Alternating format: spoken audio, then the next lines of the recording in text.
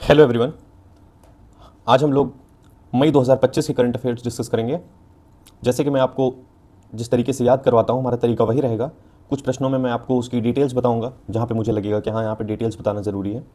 और इससे पहले हम लोगों ने जनवरी का करंट अफेयर्स ख़त्म किया है अपना, फरवरी का ख़त्म किया है, मार्च अप्रैल, ये 4 महीने का हम लोग कर चुके हैं। आज हम लोग मई का करेंगे और आने वाले 2 दिनों में हम लोग जून का भी ख़त्म कर लेंगे। और फिर जैसे ही जुलाई का महीना ख़त्म होगा, हम लोग अपना जुलाई का भी कंप्लीट कर लेंगे। ये सीरीज़ जो लोग भी बीपीएससी, यूपीपीसीएस या किसी भी वनडे एग्ज़ाम की तैयारी कर रहे हैं, ये उन सभी लोगों के लिए बेहद इंपॉर्टेंट होने वाला है। चलिए हम लोग अब अपने प्रश्नों को शुरू करते हैं। हमारा पहला प्रश्न है कि राष्ट्रपति द्रौपदी मुर्मू ने राज्यपालों की विधेयक स्वीकृति शक्तियों पर संविधान के किस अनुच्छेद का प्रयोग कर सुप्रीम कोर्ट से सलाहकारी राय मांगी। देखिए, आर्टिकल 143 है इंडियन कॉन्स्टिट्यूशन का। ये प्रेसिडेंट को पावर देता है कि जब कोई एक क्वेश्चन हो लॉ का या फिर फैक्ट का, मान लीजिए कि प्रेसिडेंट साहिबा को किसी विधि के प्रश्न पे समस्या है या किसी फैक्ट के प्रश्न पे समस्या हो, और एक चीज़ और, ये पब्लिक इंपॉर्टेंस का होना चाहिए, ये पब्लिक इंपॉर्टेंस का होना चाहिए। तो यदि कोई ऐसा प्रश्न है जो कोई विधि का प्रश्न है या फैक्ट की प्रॉब्लम है, फैक्ट का प्रश्न है, वो पब्लिक इंपॉर्टेंस का है, तो आर्टिकल 143 के तहत प्रेसिडेंट के पास ये पावर होती है कि वो सुप्रीम कोर्ट से सलाह ले सकता है। और इन्होंने कुल 14 प्रश्न किए थे। जैसे उसमें से मैं कुछ आपको बता देता हूँ, एक दो प्रश्न। जैसे इन्होंने पूछा था कि क्या राज्यपाल को जो काउंसिल ऑफ मिनिस्टर्स होते हैं उनकी सलाह से बाध्य होना चाहिए। एक सवाल इन्होंने ये पूछा था कि आर्टिकल 200 के तहत जब कोई विधेयक राज्यपाल के समक्ष प्रस्तुत किया जाता है तो उनके पास कौन कौन से संवैधानिक विकल्प होते हैं। फिर उन्होंने ये भी पूछा था, जैसे एक आर्टिकल 361 जो है उसमें दिया हुआ है कि राष्ट्रपति या राज्यपाल के कार्यकाल के दौरान क्या होता है कि उनको कुछ कानूनी जो क्रिमिनल प्रोसीडिंग्स, लीगल प्रोसीडिंग्स होती हैं, उनसे उनको छूट होती है। तो उससे पूछा गया था कि क्या न्यायिक समीक्षा से, जुडिशियल रिव्यू से कंप्लीटली उसको इम्यून करता है, कंप्लीटली उसको रोक प्रदान करता है। तो ऐसे ऐसे प्रश्न उन्होंने पूछे थे। तो ये बेहद आसान सा प्रश्न है कि आप सभी को पता होगा कि हाँ, 143 में प्रेसिडेंट के पास पावर होती है, सुप्रीम कोर्ट से सलाह ले सकता है ना। अगला प्रश्न है, कर्नाटक ने केंद्र सरकार से एनओसी के बिना रामनगर जिले का नाम बदलकर क्या कर दिया। अब आप मुझे एक बात बताइए, क्या ये कर्नाटक राज्य जो है या कोई भी अन्य राज्य हो, क्या उसके पास ये पावर है कि वो किसी जिले का नाम बदल दे, या ये पावर नहीं है। तो इसका जवाब है कि हाँ, उसके पास ये पावर है, लेकिन उसको इस पावर को इस्तेमाल करने से पहले या करने के बाद एनओसी लेना होता है। एनओसी किससे लेना होता है? केंद्रीय गृह मंत्रालय से। लेकिन इन्होंने ये एनओसी लेना जरूरी नहीं समझा। अब आजकल पता नहीं क्या हो गया है साउथ के स्टेट्स को, वो अपने अलग ही एटीट्यूड में जी रहे हैं। और इसमें एक बड़ी समस्या ये है, जो अपनी न्यू एजुकेशन पॉलिसी आई है, तो इसमें त्रिभाषा, 3 लैंग्वेज पॉलिसी को लेकर के अभी और समस्याएं बनी हुई हैं और भी जटिल हो गई हैं। क्या है ये 3 भाषाओं का विवाद? 3 भाषाओं का विवाद ये है कि पहली भाषा आपकी वो होनी चाहिए जो आपकी मातृभाषा है, दूसरा इंग्लिश, और तीसरा कोई भी एक और लैंग्वेज। अब आप सभी लोगों को पता है कि एक मातृभाषा हो गई, एक इंग्लिश हो गई, तो तीसरी भाषा के रूप में कोई और विकल्प नहीं बचेगा देश के किसी भी हिस्से में। अगर कोई एक ऐसी भाषा है जो सबको कनेक्ट कर सकती है तो हिंदी है।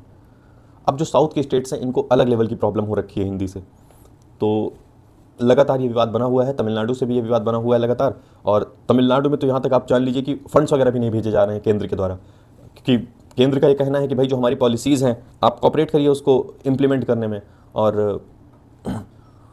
वो कह रहे हैं कि नहीं भाई, हम स्वतंत्र हैं, हमें जो ठीक लगेगा हम वो करेंगे, ये हमारा राज्य है। तो यही सब समस्याएं बनी हुई हैं। तो ये रामनगर जिले का नाम बदल कर क्या कर दिया है? बेंगलुरु दक्षिण, ठीक है। और एनओसी नहीं लिया इन्होंने केंद्र सरकार से, तो इसीलिए मामला चर्चा में आ गया। 10वीं कक्षा के छात्रों के लिए रोबोटिक्स शिक्षा अनिवार्य करने वाला पहला राज्य कौन सा बना है? तो आप सभी जो है अंदाज़ा लगा पा रहे होंगे, केरला ही ऐसा स्टेट है जो ऐसा काम कर सकता है। तो कितना भी कुछ भी कोशिश की जाए, लेकिन केरला हमेशा इन चीज़ों में टॉप पे रहता है। और अभी देखिए फिर से 10th क्लास में रोबोटिक्स शिक्षा लाने का मतलब आप समझ रहे होंगे कि जो हम लोग बात करते हैं ना कि हाँ, स्किल लाइए, कौशल शिक्षा दीजिए, ये करिए वो करिए। देखिए कितना मतलब ईजिली इन्होंने रोबोटिक्स शिक्षा अगर आप दे देंगे बच्चों को, तो आप इजीली बहुत कम कॉस्ट लगा के और उनको इस डायरेक्शन में आगे बढ़ा सकते हैं कि कल को एआई और पता नहीं क्या क्या चीज़ें आ रही हैं आज की दुनिया में देखा जाए तो, जिनका डोमिनेंस है। तो अगर आप ऐसी चीज़ों में जो भी युवा है उसको इन्वॉल्व कर देंगे तो कहीं ना कहीं जो भारत है उसको विश्व शक्ति बनने में बेहद उसके लिए आसान हो जाएगा, बेहद सरल हो जाएगा। क्योंकि जब तक हम लोग देखिए सर्विसेज वगैरह, गुड्स वगैरह नहीं एक्सपोर्ट करेंगे तब तक हमारी इकोनॉमी अच्छी नहीं होगी, और जब तक हमारी इकोनॉमी अच्छी नहीं होगी तब तक हम कभी भी विश्व शक्ति तो नहीं बन पाएंगे। क्योंकि उसके लिए बहुत अच्छा इंफ्रास्ट्रक्चर, बहुत सारे हथियार और दुनिया तमाम की चीज़ें, जो पड़ोसी देश हैं उनके लिए बहुत सारी मदद। आपके पास अगर अच्छी इकोनॉमी नहीं होगी तो आप कैसे मदद करेंगे लोगों की। केंद्र सरकार ने ऑपरेशन सिंदूर के मामले में वैश्विक कूटनीतिक संपर्क के लिए सर्वदलीय सांसदों के कितने डेलीगेशन बनाए? तो इसका उत्तर है कि इन्होंने 7 डेलीगेशन बनाए। इसमें बेसिकली देखिए, इसमें ये सारे फेसेस आप देख पा रहे होंगे, ठीक है, इसमें आप ये सारे फेसेस देख पा रहे होंगे। शशि थरूर जी हो गए, रविशंकर प्रसाद हो गए, संजय कुमार झा हो गए, बैजयंत पांडा हो गए, करुणानिधि जी हो गए, सुप्रिया सूले हो गई, श्रीकांत एकनाथ शिंदे शिवसेना के, है ना। तो ये बेसिकली ये 7 लोग हैं। आप बस इतना याद रखना, आपको इस 7 नाम याद रखने की ज़रूरत नहीं है, आप बेसिकली ये याद रखना कि ये 7 लोग हैं। अब इसको ध्यान में कैसे रखेंगे आप, देखिए सिंदूर और डेलीगेशन, ठीक है, तो जो सिंदूर है वो एक दिन लगाने की चीज़ नहीं है, वो 7 के 7 दिन लगाने की चीज़ है हफ्ते के, ठीक है, हफ्ते में 7 दिन लगाने की चीज़ है, संडे से सैटरडे सिंदूर, है ना। केंद्र सरकार ने जनगणना में जातिगत जनगणना को शामिल करने का फैसला लिया। इससे पहले इस तरह की जनगणना कब हुई थी? तो इसका आंसर देख लीजिए, इसका आंसर है 1931। तो जो जातीय जनगणना होती थी 1931 तक होती थी, ठीक है। जो registrar general and census commissioner of India है वो जनगणना संबंधी पूरे कार्य की देखरेख करता है, वही लोग करवाते हैं, और 1931 में हुई थी। और इस समय कमिश्नर कौन है इसके, जनसंख्या से संबंधित जो पूरा मामला देखते हैं तो उनका नाम है मृत्युंजय कुमार। अब आप इसको ऐसे याद रखिएगा कि आपकी गणना कब होगी, जब आप जीवित रहेंगे, है ना। तो इसको आप ऐसे याद रखना, ये प्रश्न आ सकता है क्योंकि ये मामला बहुत चर्चा में रहा था। तो आप ऐसे याद रखना मृत्युंजय, ठीक है। आपकी गणना तभी होगी जब आप जीवित होंगे। और अभी आगे एक और प्रश्न आएगा कि जिन लोगों की डेथ हो चुकी है उनके लिए कौन से रजिस्टर, कहाँ से मतलब उनके लिए डेटा वगैरह लिया जा रहा है। तो इस तरीके से आप ये देखिए, आ ही गया हमारा प्रश्न। मतदाता सूची से मृतकों का नाम ऑटोमेटिक हटाने के लिए भारत निर्वाचन आयोग ने इनमें से किस डेटा का इस्तेमाल करने का ऐलान किया? अब देखिए बहुत सिंपल है ये भाई, कुछ लोग मृत हो चुके होंगे अभी, ठीक है, जिन्होंने पिछले इलेक्शन में भाग लिया था, आज वो नहीं होंगे। अब जो भी नई सूची बनेगी उसमें उन लोगों का अगर हम लोग नाम डाल रहे हैं तो ये मूर्खता होगी, कहीं ना कहीं ये बेवकूफ़ी होगी। हमें फालतू का डाटा प्रिंट करना पड़ेगा और दुनिया तमाम के बूथ वगैरह पे मैनेजमेंट करना पड़ेगा उन लोगों के लिए जो जीवित ही नहीं है। अब निर्वाचन आयोग को प्रॉब्लम हुई। क्यों प्रॉब्लम हुई? ये हमारी करंट अफेयर की क्लास नहीं देखते थे। इनके बगल एक लड़का लाइब्रेरी में बैठा हुआ था, उसने कहा कि यार मेरे तो करंट अफेयर्स कंप्लीट हैं। तो भारत निर्वाचन आयोग ने कहा सच बताना। उसने कहा यार एकदम सच बता रहा हूँ, मेरी कॉपी है, लेके देख लो, मेरे नोट्स देख लो, जितने मृतक हैं मैंने सबका जो है अपडेट रखा है, हर महीने करंट अफेयर में पढ़ता हूँ। तो उसने कहा कि दिखाओ। तो अपना रजिस्टर उन्होंने दे दिया। एक सिंपल सा रजिस्टर था, जनरल एकदम। तो रजिस्ट्रार जनरल हैं, तो इन्हीं के डेटा का इस्तेमाल किया जाएगा ताकि जितने लोगों की मृत्यु हो चुकी है उनका नाम अब मतदाता सूची से हटा दिया जाए, ठीक है। अगला प्रश्न है, एनसीईआरटी की 7वीं कक्षा की पाठ्यपुस्तक में इनमें से किसका इतिहास हटा दिया गया है? तो अब आप बता दीजिए किसका इतिहास हटा दिया गया है, इसमें तो कुछ है नहीं। बहुत आसान सा प्रश्न है कि मोदी जी हैं तो मोदी जी और योगी जी, मुग़ल और दिल्ली सल्तनत, इन लोगों से तो काफ़ी समस्या हो रखी है हम लोगों को, है ना। तो ये बेसिकली आप याद रखना, मुग़ल और दिल्ली सल्तनत। और इतना ही नहीं, अब तो जो मुग़लों की क्रूरता है उसको ऐड किया जा रहा है भाई साहब, मुग़लों की क्रूरता पे सारे डेटा। एक मिनट का समय दीजिएगा मुझे, बस ऐसे ही।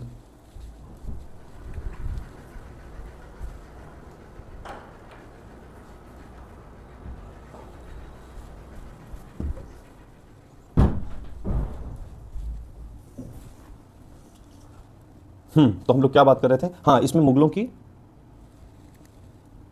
क्रूरता के बारे में बताया जा रहा है। अकबर महान पहले पढ़ते थे आप, जो चैप्टर्स होते थे। अब अकबर नहीं, अकबर के द्वारा किए गए जो भी मतलब क्रूरता भरे कार्य हैं, जैसे कहीं कहीं पर जिक्र मिलता है कि ये लोगों की गर्दनें काट के उसके टीले बना देते थे। तो अब ये सारे जिक्र आपको मिलेंगे पढ़ने के लिए। अब ठीक है, इस पर क्या कहा जाए, नो कमेंट्स। और एक बात कि इसमें क्या ऐड करना है, इसमें ऐड करना होगा जैसे कुंभ हो गया, योग हो गया, है ना। उसके बाद जो भी मतलब भारतीय लोकाचार से संबंधित विषय वस्तु होगी, जो भी लोकाचार से संबंधित विषय होंगे उन्हें ऐड किया जाएगा एनसीईआरटीज़ में। ठीक है। अगला प्रश्न हमारा है कि तेलंगाना के बाद किस राज्य ने सार्वजनिक स्वास्थ्य जोखिमों का हवाला देते हुए कच्चे अंडे से बनी मेयोनीज़ पर प्रतिबंध लगा दिया है। अब देखो ये है मेयोनीज़ जो मोमोज़ के साथ मिलती है, कुछ लोगों को नहीं मिलती तो अलग से मांगते हैं। अब देखिए दो लोग अपना कहीं मिले, है ना, एक ये और एक ये, दोनों लोग अपना कहीं मिलने गए और वहीं पे अपना इन्होंने मेयोनीज़ वगैरह मांगी, मोमोज़ खाया। अब ध्यान से देखिए, मिलना, ठीक है, तमिलनाडु, इसमें मिलना वर्ड आ रहा है ना, तो इस तरीके से आप समझ जाइए तमिलनाडु है ये। विकास परिषद का चेयरमैन किसे नियुक्त किया गया? अब बताइए भाई किसे नियुक्त किया गया है? देखिए जहाँ पे विकास की बात आती है, जहाँ पे विकास की बात आती है वहाँ पे एक चीज़ हमें हमेशा ध्यान में रखनी होती है कि जो विकास हो वो पूर्ण हो, पूरा हो, है ना, जो विकास हो पूर्ण हो। अब आप देखिए यहाँ पे क्या है कि ये आधे हिस्से में तो देखिए उस साइड पूरा डेवलप्ड दिख रहा है, ये जो भी टाउन है, जो भी जगह है ये, और इस साइड देखिए आप कैसे लोग परेशान से हैं। देखिए कहीं गंदी सी जगह पे कोई गंदे से पानी में खड़े हुए हैं, तो जो विकास है यहाँ पे पूरा नहीं हुआ है ना, पूर्ण विकास नहीं हुआ है। तो भाई कैसे व्यक्ति को ढूंढा जाए जो पूर्ण विकास कर सके, क्योंकि विकास परिषद का ही चेयरमैन बनाना है। तो देखिए इनका नाम ही था पूरन चंद डावर, तो इन्होंने कहा कि भाई हमें आप अपॉइंट कर दो, मेरा नाम भी पापा मम्मी ने पूरन रखा है, मैं काम करूँगा अच्छा। तो उन्होंने कहा ठीक है भाई एक बार ट्राई करते हैं। अगला प्रश्न है संघ लोक सेवा आयोग के नए चेयरमैन कौन हैं? अब देखिए इसमें 4 वर्ड है। एक तो संघ, संघ मतलब भाई कोई यूनियन जहाँ पे लोग यूनाइट हों, लोक मतलब दुनिया में, संसार में, सेवा ऐसा मतलब संघ जो लोगों की सेवा कर रहा हो, संसार के लोगों की सेवा कर रहा हो इस लोक के, है ना। तो भाई ऐसे व्यक्ति से कौन जीत पाएगा? जो लोगों के सेवा भाव है जिसके मन में, ऐसे व्यक्ति से कौन जीत पाएगा? तो अजय होगा, है ना। तो देखिए अजय कुमार। भारत के 52वें मुख्य न्यायाधीश का नाम बताएं जिन्हें राष्ट्रपति ने 14 मई को शपथ दिलाई। तो इनका क्या नाम है? इनका नाम है जस्टिस BR गवई। ठीक है। अब मुझे नहीं लगता है कि हाँ आपको बहुत इसमें किसी ट्रिक की ज़रूरत होगी, कि सब तो मतलब बहुत ज़्यादा चर्चित मुद्दे रहे थे। और याद रखना कि भाई इनके पिताजी भी बॉम्बे हाई कोर्ट में जज रह चुके थे, इसीलिए जुडिशरी पे बहुत सारे सवाल भी उठते हैं कि भाई आपके मतलब सारे फैमिली वाले ही वहाँ पे भरे रहते हैं, बाहरी लोगों को मौका नहीं दिया जाता है। और एक चीज़ और याद रखना कि ये बौद्ध धर्म को मानते हैं, ठीक है, ये बौद्ध धर्म को मानते हैं, क्योंकि इससे पहले कोई ऐसा चीफ जस्टिस नहीं था जो बौद्ध धर्म को मानता हो, है ना। अगला प्रश्न देखिए, राष्ट्रपति ने राष्ट्रीय कानूनी सेवा प्राधिकरण का कार्यकारी अध्यक्ष मई में किसे बनाया है? देखिए जो नालसा है ये बेसिकली जो आर्टिकल 39A है जो फ्री लीगल एड की बात करता है, ये उससे संबंधित है, उसी को इम्प्लीमेंट करने के लिए इसको बनाया गया है। ठीक है, आर्टिकल 39A को फॉलो करने के लिए नालसा बनाया गया है। नालसा बेसिकली काम ये करता है कि जैसे जो भी समाज के गरीब लोग हैं वो किसी प्रकार से न्याय से वंचित ना रह जाएं, क्योंकि देखिए उनके पास फीस नहीं होगी बड़े बड़े वकीलों को देने की। एक एक हियरिंग की फीस होती है, मान लीजिए 5 लाख 6 लाख ऐसे ऐसे होती है हाई कोर्ट सुप्रीम कोर्ट में, अगर आपका केस चला गया। लोअर कोर्ट्स में भी फीस बहुत अच्छी ठीक ठाक होती है, मतलब कहीं 50,000 और 1 लाख। अब एक गरीब आदमी भाई जो हैंड टू माउथ हो उसके लिए बहुत मुश्किल है ये फीस ले पाना। ठीक है, और ये जो प्रावधान है 39 है इसको सरकार ने डाला क्यों, इसके पीछे रीज़न क्या था? देखिए कॉर्नवालिस जो था वो पहली बार ये सिस्टम लेके आया था, ये वकील और कोर्ट ये सारी चीज़ें, लॉयर्स वाला एडवोकेट्स वाला सिस्टम कॉर्नवालिस लेके आया था। तो इसकी आलोचना होने लगी, आलोचना इस आधार पे होने लगी कि भाई ठीक है जो अमीर व्यक्ति है कानूनी दांव पेच को हर व्यक्ति समझ नहीं पाता है, तो जो अमीर आदमी है वो तो कहीं से पैसे वैसे देकर एडवोकेट कर लेगा, लेकिन जो गरीब आदमी है वो क्या करेगा? तो इसीलिए सरकार जो है फ्री लीगल एड देती है। अब आप एक चीज़ देखना कि फ्री इस दुनिया में एक ही चीज़ आपको मिलती है जो एक समान रूप से मिलती है हर व्यक्ति को, वो है जो सूर्य है उसका प्रकाश। वो चाहे कोई गरीब हो चाहे कोई अमीर हो, सूर्य का प्रकाश हर व्यक्ति को एक समान मिलता है। तो देखिए ये जो नालसा के कार्यकारी अध्यक्ष हैं जस्टिस सूर्यकांत हैं, और नालसा का फंक्शन भी मैंने आपको बता दिया बेसिकली। सूचना एवं प्रसारण मंत्रालय ने राष्ट्रीय फिल्म विकास निगम का नया प्रबंध निदेशक किसे नियुक्त किया? तो देखिए जब आप फिल्म बनाते हैं कहीं पे फिल्म विकास और ये सब कोई कैसा कार्य होता है, तो देखिए वहाँ पे आपको लाइट की बहुत ज़रूरत पड़ती है, और आपने डायलॉग भी सुना होगा। उनका मतलब काम करने का तरीका है camera film action, camera light action, camera light action. तो देखिए लाइट का क्या है ना कि बहुत बहुत ही इंपॉर्टेंट रोल है, और जितना अच्छा प्रकाश आपको मिलेगा उतना अच्छा आपकी फिल्म शूट होगी, है ना। तो इनका नाम ही रखा है प्रकाश मखदूम। भाई फिल्म जैसी बात है, तो प्रकाश के बिना कैसे काम चलेगा। इस अगला प्रश्न पूछा गया है कि जो नए पोप हैं जिन्हें मई 2025 में चुना गया, उनका नाम क्या है। पोप के चुनाव की पूरी प्रक्रिया मैंने सब कुछ आपको बताया है मेरे पिछले लेक्चर्स में बहुत डिटेल में। अभी मैं आपको वहाँ पे ये चीज़ें नहीं बताऊँगा यहाँ पे, लेकिन हाँ आप ये देखिए कि जैसे जहाँ पे इनका चुनाव होता है वो जगह बिल्कुल फोर्ट जैसी होती है। देखिए आपको बैकग्राउंड में दिख भी रहा होगा, ये आपको बैकग्राउंड में दिख भी रहा होगा किले जैसी बड़ी बड़ी दीवारें, ठीक है, एकदम बिल्कुल फोर्ट जैसा होता है ये स्थान। भारत को इस बार बहुत उम्मीद है कि क्योंकि भारत से लगभग 4 बार लोग थे जो एलिजिबिलिटी रखते थे। जैसे पोप बनने के लिए बहुत जो एलिजिबिलिटी होती है वो भी बहुत कठिन होती है। और आप ये देखिए जो ये चर्च वगैरह बने होते हैं गोथिक शैली में, ठीक है, हालांकि गोथिक शैली ये पुर्तगालियों की देन थी। तो आप देखिए कि बेसिकली फोर्ट जैसे लगते हैं बड़े बड़े, ठीक है। तो इनका क्या नाम है, पोप, ये देखिए यहाँ पे दिया ही है क्वेश्चन में, पोप लियो 14, ठीक है। भाई लोगों ने ये देखिए बोल रहे हैं कि लो, है ना, तो देखिए क्या लिखा है, लियो और 14 फोर्ट। भारतीय वायुसेना के नए उप प्रमुख कौन नियुक्त हुए। तो भाई ये उप प्रमुख की बात कर रहा है। कोई प्रमुख होता तो बेहद सख्त आदमी होता, ठीक है, बेहद सख्त आदमी होता, लेकिन उप प्रमुख बनाया जा रहा है। इनको जानबूझ के प्रमुख नहीं बनाया जा रहा है। क्यों नहीं बनाया जा रहा है, क्योंकि नर्म है, ठीक है। तो इनका नाम है नर्मदेश्वर। ग्रामीण बैंकों के विलय के बाद बिहार ग्रामीण बैंक के पहले अध्यक्ष कौन बने हैं।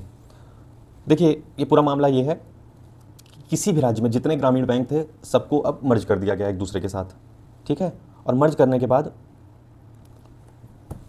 उनका नाम उस राज्य के नाम पे रख दिया गया, जो भी संबंधित राज्य है। मान लीजिए कि यूपी है तो उसका नाम हो जाएगा यूपी ग्रामीण बैंक, या बिहार है तो बिहार ग्रामीण बैंक, राजस्थान है तो राजस्थान ग्रामीण बैंक, है ना।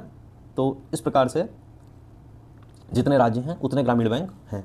राज्य कितने हैं भाई, राज्य हैं 28 राज्य हैं, तो ग्रामीण बैंक कितने हैं उस देश में, तो सीधी सी बात है कि 28। पहले कितने थे, पहले 43 थे। 43 याद नहीं रखना है, 28 याद रखना है। बैंक जैसी चीज़ है, वो भी ग्रामीण बैंक। तो भाई कोई ऐसा व्यक्ति चाहिए जो ताक झांक करे, मतलब जो झांकता रहे दिन भर कि हाँ कोई पैसे यहाँ वहाँ ना कर सके, क्योंकि ग्रामीण लोगों का धन है, ग्रामीण लोगों का पैसा है, ठीक है। और कौन 24 घंटे कौन रखवाली कर सकता है। देखिए ह्यूमन के अंदर तो इतनी कैपेसिटी नहीं है। तो आशुतोष के जो कुमार हैं, भाई जो आशुतोष हैं उनके पास भी इतना समय नहीं है कि वो 24 घंटे देख रेख कर पाएँ, है ना। तो जो आशुतोष के कुमार हैं, कौन है वो, देख रहे होंगे आप। देखिए एटीएम में भी इनकी फ़ोटो लगी हुई है, मंदिर में भी एटीएम लगा हुआ है। इसको यहीं रख दिया गया कि भाई ठीक है आप देख रेख करिए भगवान, किसी प्रकार से ग्रामीणों का जो पैसा है वो यहाँ वहाँ ना जाए, है ना। तो इनका नाम है आशुतोष कुमार झा। अगला प्रश्न है, नेशनल सिक्योरिटी एडवाइजरी बोर्ड के नए चेयरमैन कौन है। अब भाई इसमें भी बहुत सोचने विचारने की ज़रूरत नहीं है। भाई सिक्योरिटी जैसा मामला है, कोई जोशीला व्यक्ति चाहिए। अब ये पुनर्गठन हालांकि जो पहलगाम का आतंकी हमला हुआ था उसके बाद हुआ, लेकिन ये बिल्कुल मत सोचना आप लोग कि ये पहलगाम जो हमला हुआ है पर्टिकुलर उसके लिए, स्पेसिफिक उसके लिए हुआ है। ये हर साल इसका गठन किया जाता है, और इसकी जो चेयरमैन हैं वो हैं आपके आलोक जोशी, ठीक है। मतलब जिसके अंदर प्रकाश भी हो और जिसके अंदर जोश भी हो, तो आप ऐसे ही व्यक्ति को बनाएंगे सिक्योरिटी से संबंधित अगर कोई मामला है, ठीक है। अब ये जो बोर्ड है इसकी स्थापना कब हुई थी, तो इसकी स्थापना हुई थी 1998 को। हेडक्वार्टर कहाँ है भाई, हेडक्वार्टर सीधी सी बात है कि दिल्ली में ही होगा और कहीं नहीं होगा, ठीक है। हेडक्वार्टर इसका नई दिल्ली में है। तो ये जो भी सुरक्षा से बड़े संबंधित मतलब बड़े मुद्दे होते हैं, बड़े मामले होते हैं, तो उससे संबंधित सरकार को सलाह देता है। ये मतलब लॉन्ग टर्म की जो पॉलिसीज़ होती हैं वो बनाता है। ये चीज़ याद रखना कि जो लंबे समय की जो लॉन्ग टर्म की पॉलिसीज़ होती हैं उसको बनाने का काम करता है सुरक्षा संबंधित, है ना। चलिए ठीक है, आगे इसको हम लोग देखते हैं। अब ये रिपोर्ट किसको करेंगे, ये लोग ये रिपोर्ट करेंगे अजीत डोभाल को। बस आप इतना याद रखना यार, एडवाइजरी बोर्ड के वो कौन है, चेयरमैन कौन है, इससे ज़्यादा नहीं पूछेगा। अब इसमें पूछा गया है कि कोयले का आयात 7.9 घटकर कितने मिलियन टन हो गया है। तो ये तो बड़ी प्यारी बात है, प्यारी बात है। तो हमें जो है अपना प्रेम जाहिर करना चाहिए, जो भी संबंधित डिपार्टमेंट के लोग हैं या मोदी जी ही हैं। तो एक वर्ड होता है, सॉरी एक नंबर्स होते हैं 143, तो बेसिकली ये प्रपोज करने के लिए नंबर्स यूज़ होते हैं। तो हमें यहाँ पे 1 नहीं करना है, हमें यहाँ पे 2 करना है, क्योंकि वी लव यू मतलब जो भी संबंधित डिपार्टमेंट के लोग हैं। क्योंकि देखिए इन्होंने क्या किया ना, बहुत कम इंपोर्ट किया है कोल का। और आपको मैं बता दूं कि जो भी विद्युत आज बन रही है उसमें सबसे अधिक रोल आज भी कोल का ही है, ठीक है। तो इस तरीके से आप याद रखना कि बहुत हमारी बड़ी अचीवमेंट है। अगर हम सस्टेनेबल इंडिया की तरफ बढ़ रहे हैं और हम विकसित भारत बनना चाहते हैं 2047 तक, तो ये बहुत अच्छा हो रहा है ये सब कुछ। आगे देखते हैं, board for regulation and supervision of payments and settlement system की जगह पेमेंट्स रेगुलेटरी बोर्ड का गठन किया, इसके चेयरमैन कौन है?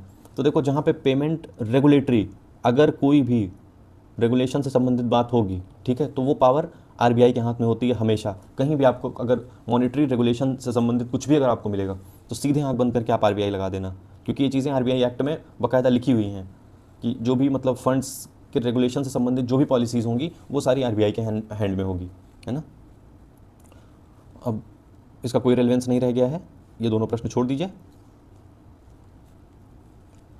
आईएमएफ के आंकड़ों के अनुसार भारत 2025 में किस देश को पछाड़कर चौथी सबसे बड़ी अर्थव्यवस्था बन जाएगा? भाई देखिए, एक आदमी है जो भार उठा रहा है सारा, और एक आदमी है जो जा रहा है बार बार पान खाने, ठीक है। तो जो भार उठा रहा है वही आगे बढ़ेगा ना, और जो पान खा रहा है वो तो वैसे भी पीछे रह जाएगा कहीं ना कहीं। तो आप इसको याद रखना, जापान।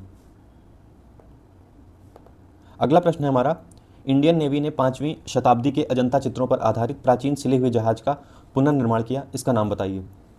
देखिए कितना सुंदर है ये देखिए, आपको इसकी सिलाइयाँ दिख रही होंगी, है ना, ये आपको इसमें सिलाई दिख रही होगी। यहाँ पे भी ध्यान से देखिए, आपको इसमें दिख रहा होगा कैसे इसको सिला गया है जगह जगह पे। अब ये इतना ड्रामा किया क्यों गया? ड्रामा का मतलब ये नहीं कि सिले हुए जहाज क्यों बनाए गए, इसका नाम ये INSV कौंडिन्य क्यों रखा गया। देखिए, जो साउथ ईस्ट एशिया है, थोड़ा सा इसके बारे में पढ़ लेते हैं। कौंडिन्य पहली शताब्दी के भारतीय नाविक थे, याद रखना, जिन्हें मेकांग डेल्टा तक नौकायन के लिए जाना जाता है, जहां उन्होंने योद्धा रानी सोमा से विवाह किया, ठीक है। मेकांग डेल्टा जाकर योद्धा रानी सोमा से इन्होंने जाके शादी की वहाँ पे, वाह भाई वाह। और फुनान साम्राज्य यानी आधुनिक कंबोडिया की सह स्थापना की।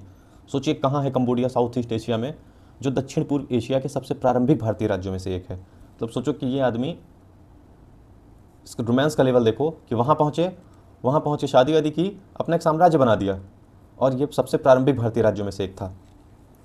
अब आगे की चीज़ें आप पढ़ लेना, इतना काफ़ी है मुझे एक्सप्लेन करने के लिए जो मैं बताना चाह रहा हूँ आपको। कुल मिला के एक वर्ड होता है सॉफ्ट पावर। सॉफ्ट पावर वो शब्द है जो हमारी जो विदेश की जो कूटनीति होती है, जो विदेश नीति होती है, उसमें इसका बहुत अहम रोल होता है। जो भी साउथ ईस्ट एशियन कंट्रीज़ हैं, यदि हमें उनके साथ अपने संबंधों को और अच्छा बनाना है, तो हम कहीं ना कहीं उनको बताएंगे कि देखिए, हमारा आपका इतिहास, हमारा आपका कल्चर, हमारा आपका धर्म, ये सब कुछ एक था। हालांकि कल्चर का ही एक छोटा हिस्सा होता है धर्म। कल्चर में बहुत सारी चीज़ें होती हैं, खान पान, रहन सहन, बोली भाषा, चित्रकला, तमाम चीज़ें होती हैं, तो उसी का एक छोटा हिस्सा होता है धर्म। तो इस धर्म का या संस्कृति के जो बाकी अवयव होते हैं, उनका इस्तेमाल करके हम किसी कंट्री के करीब पहुंचते हैं। जैसे अभी वियतनाम में भगवान बुद्ध की वो भेजे गए थे, मुझे वर्ड नहीं याद आ रहा उसके लिए क्या वर्ड यूज़ होता है, जब व्यक्ति को जला वला दिया जाता है तो उसके बाद जो वहाँ से निकलता है, तो वो सारी चीज़ें भेजी गई थी वहाँ पे, उनके अवशेष, तो जो उनकी अस्थियाँ थी तो उनको वहाँ पे, उनके अवशेष वहाँ पे भेजे गए थे वियतनाम में, ठीक है। तो कहीं ना कहीं हम इमोशनली एक दूसरे से कनेक्ट होते हैं कि देखिए, हमारे आपके मतलब जो देवता हैं, इष्ट हैं, वो एक हैं, हमारे आपके जो विचार हैं वो एक हैं, हम दोनों लोग मतलब शांति को प्रमोट करते हैं, हम लोग पीसफुल लाइफ जीना चाहते हैं। तो इस तरीके से हम लोग क्या होते हैं कि जो देश है हमारे आसपास के, उनसे हम कनेक्ट होते हैं। तो अब मान लीजिए कि हमने INSV कौंडिन्य नाम रखा। अब कंबोडिया में इस साम्राज्य का इतिहास जरूर पढ़ाया जाता होगा बच्चों को। अब वहाँ कंबोडिया में कोई लाइब्रेरी में बैठा बच्चा पढ़ रहा होगा कि भारत में एक प्राचीन सिले हुए जहाज़ का नाम, भाई फुनान साम्राज्य में कोई आया था भारत से, कौंडिन्य, तो उसके नाम पे रखा गया है। तो अब आप भी पढ़िए और वहाँ जो कंबोडिया वाला है वो भी पढ़ेगा। इस तरीके से दोनों लोगों में आपस में कनेक्शन इस्टेब्लिश होगा, और अंतर्राष्ट्रीय स्तर पे हम लोग भी मतलब एक दूसरे को और सहयोग करेंगे। ये सब हम लोग कर क्यों रहे हैं? क्योंकि जो साउथ ईस्ट एशियन कंट्रीज़ हैं वो चाइना से बहुत परेशान हैं, कि चाइना तो बोलता है कि मतलब ये पूरा जो ग्लोब है पूरा ही मेरा है, तो साउथ ईस्ट एशिया वाले कंट्रीज़ को क्या ही छोड़ेगा। तो वो लोग बहुत परेशान हैं इन चीज़ों से। तो सिर्फ इसलिए ये लोग अपना आपस में कुछ सॉफ्ट पावर का यूज़ करते हुए एक दूसरे के करीब आने की कोशिश करते हैं। किस एथलीट को मई 2025 में टेरिटोरियल आर्मी की मानद लेफ्टिनेंट कर्नल की रैंक प्रदान की गई? तो ये है नीरज चोपड़ा। इनके बारे में बहुत कुछ बताने की ज़रूरत है नहीं। अब देखिए, सही, इन्होंने बढ़िया आराम से पहले स्पोर्ट्स में अपने को चरम पे लेके गए, उसके बाद देखिए अब लेफ्टिनेंट कर्नल की रैंक इनको मिल गई है। भारत के पहलगाम हमले के बाद मई 2025 में पाकिस्तान और पीओके में, देखिए पाकिस्तान और पीओके, ये है इंडिया, बस अभी जो है ले रखा है पाकिस्तान वालों ने, किसी तरीके से हम लोग शांत हैं और आज नहीं तो कल वापस ले ही लिया जाएगा। आतंकी ठिकानों पर एयर स्ट्राइक किया, इस अभियान का नाम बताएं। तो बताने की ज़रूरत है किसी को? नहीं। अगला प्रश्न है, सैन्य अभियान ऑपरेशन सिंदूर के 5वें दिन किस देश की मध्यस्थता से भारत पाकिस्तान के बीच संघर्ष विराम हुआ? तो ये मार्क रूबियो थे, इन्होंने कॉल किया था पाकिस्तान के आर्मी चीफ को और इन्होंने कहा कि अब शांत बैठ जाओ, नहीं तुम्हारे साथ बिजनेस तो आगे हो नहीं पाएगा वैसे भी, और अभी भी तुम्हारे पास मौका है, भाई संभल जाओ। हालांकि डोनाल्ड ट्रंप जी आ गया है इसमें क्रेडिट खाने, और उन्होंने बताया कि भाई दोनों न्यूक्लियर कंट्रीज़ हैं, एक बड़ा विनाश होने जा रहा था, तो उसको हमने रोकने के लिए इन लोगों को समझाया, दोनों बच्चों को। हालांकि ये सब फालतू की बात थी। ठीक है, युद्ध विराम हुआ, अच्छी बात है। अब इसके बारे में अगर आप इजाज़त दें तो कुछ आपको बताऊं, अदरवाइज़ आगे बढ़ें। चलिए, आप खाली एक तारीख याद रखिएगा कि जो एयर स्ट्राइक हुई थी 6 से 7 मई को हुई थी। हालांकि ये मैं अभी एक और वो बना रहा हूँ वीडियो, जो एक घटना चक्र आती है आई दृष्टि, उसको मैं कंप्लीट करूँगा, तो वहाँ पे आपकी चीज़ें कवर हो जाएंगी सारी। लेकिन फिर भी आपको मैं बता दे रहा हूँ कि जो एयर स्ट्राइक हुई थी 6 से 7 मई को हुई थी, 9 आतंकी हमले थे, लगभग 100+ लोग वहाँ पे मारे गए थे जो आतंकी थे। और भारत ने अपना स्टेटमेंट क्लियर कर दिया कि देखिए हम लोग वहाँ पे किसी से बदला लेने नहीं गए थे, हम लोग आगे कोई ऐसी समस्या ना हो हमारे देश के लिए, आतंकी खतरा अभी भी हमारे ऊपर बना हुआ है, तो हमने सिर्फ उसको रोकने के लिए हम वहाँ पे गए थे, हम सेल्फ डिफेंस में गए थे, ना कि हम कोई वहाँ पे कार्रवाई करने गए थे या कुछ और। ठीक है, तो चलिए अब हम लोग अगला प्रश्न देखते हैं अपना। ऑपरेशन सिंदूर के दौरान भारत की सुरक्षा कवच का प्रमुख हथियार S-400 किस देश से खरीदा गया था? बताना पड़ेगा। ये है रूस। ठीक है, अगला प्रश्न है, ऑपरेशन सिंदूर के दौरान भारतीय हमले का प्रमुख हथियार हार्शी ड्रोन किस देश से खरीदा गया था? तो ये खरीदा गया था इजराइल से। याद कैसे रखा जाए? हार्शी में एक वर्ड आ रहा है हर्ष, आपने हर्षवर्धन का इतिहास जरूर पढ़ा होगा। रॉयल का मतलब ये होता है जो किंग होता है, ये वर्ड उसके लिए यूज़ होता है, उससे संबंधित कोई चीज़ है तो वो रॉयल होगी, है ना। तो जो हर्षवर्धन थे वो किंग थे, तो हार्शी ड्रोन आप याद रखना, रॉयल, तो आप इससे आपको दिमाग में आ जाएगा इजराइल। ठीक है,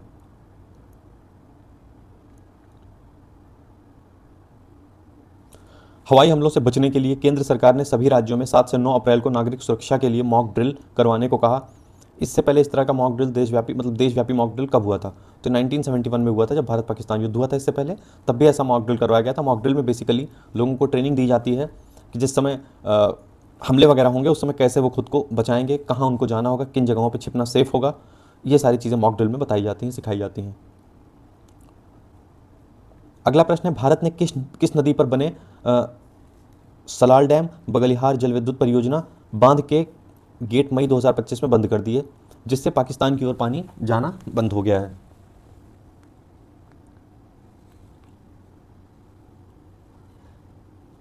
ध्यान से देखिए, ये है आपकी ये है चिनाब रिवर। राज्य कौन सा है ये है आपका जम्मू कश्मीर, ये आपका जम्मू कश्मीर है ये। ठीक है, अब चिनाब रिवर पे आप देखिए, ये देखिए, ये है बगलिहार डैम, ये है सलाल डैम। सलाल, बगलिहार और एक दुलहस्ती होना चाहिए था, यहाँ नहीं है, कोई बात नहीं है। तो यहाँ पे 3 डैम्स बने हुए हैं, सलाल, बगलिहार और दुलहस्ती, इसको याद रखिएगा। ठीक है, तो सलाल और बगलिहार दोनों को बंद कर दिया था। किस नदी पर है? चिनाब नदी पर है। चिनाब नदी कहाँ है? जम्मू में। भारत पाकिस्तान में तनाव के बीच DRDO ने MIGM multi influence ground mine का परीक्षण किया। यह किस तरह का रक्षा हथियार है? तो यह समुद्री बारूदी सुरंग है। ठीक है, अब देखिए ये ग्राउंड माइन की बात कर रहा है ना, तो सुरंग वगैरह कहाँ होती है? ग्राउंड में ही होती है। तो बेसिकली आप इसको याद रखना है कि समुद्री बारूदी सुरंग है MIGM। ठीक है,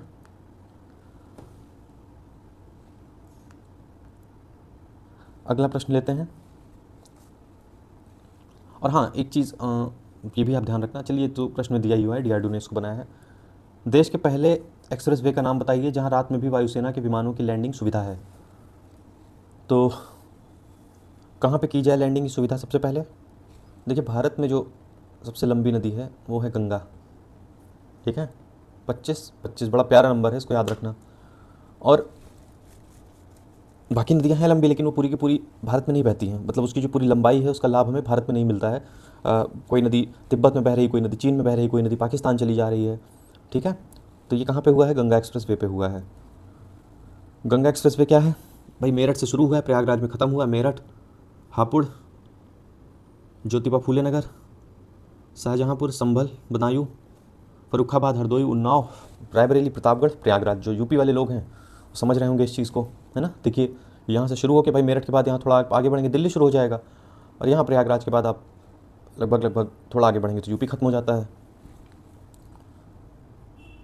तो ये बेसिकली गंगा एक्सप्रेस वे पे बनाया गया है। किस पड़ोसी देश ने अप्रैल 2025 में भारतीय विमानों के लिए एरोस्पेस बंद कर दिया? जिससे हमारा विवाद चल रहा है, वही बंद करेगा, पाकिस्तान। सिप्री की ताज़ा रिपोर्ट के अनुसार 2024 में ग्लोबल मिलिट्री खर्च में भारत किस स्थान पर रहा है? तो भारत रहा है 5वें स्थान पे। पहले स्थान पे कौन रहा है? पहले स्थान पे यूएसए रहा है। दूसरे स्थान पे कौन रहा है? दूसरे स्थान पे चाइना रहा है।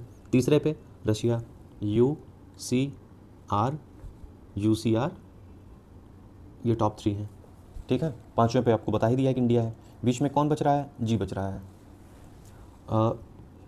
UCB की आप में से बहुत लोग जानते होंगे, जीन्स या शर्ट वगैरह आप लोग लेते होंगे, ठीक है। तो आप इसको बी से इसको बस आप आर कर लीजिएगा, ठीक है। मिलिट्री खर्च की बात कर रहा है, तो मिलिट्री खर्च तो नहीं है, लेकिन हाँ, जब आप UCB वगैरह के लेने जाते हैं कपड़े तो कॉस्टली होते हैं, ठीक ठाक प्राइस होता है उनका। तो आप बस इसको ऐसे याद रखना कि UCRGI, ठीक है। जर्मनी हो गया, इंडिया हो गया, USA, चाइना, रशिया।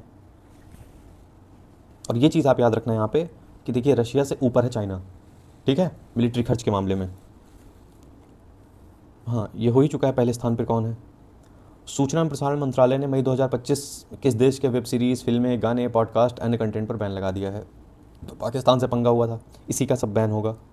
भारत सरकार ने किस देश के साथ 63,000 crore 26 marine Rafale fighter jet खरीदने का समझौता किया? तो देखिए, इसमें एक चीज़ देखिए क्या आ रहा है, फेल। जब आप फेल हो जाते हैं तो आप उसी क्लास में फिर से फंस के रह जाते हैं। अगर आप फेल हो गए, आप मान लीजिए कि 9th क्लास में, 10th क्लास में, किसी में भी फेल हुए, तो आपको वापस से उसी क्लास में फंसे रहना पड़ेगा। तो आप इसको याद रखना, ये फ्रांस का है। जहाँ पे राफेल की बात आए वहाँ पे जान लेना फ्रांस।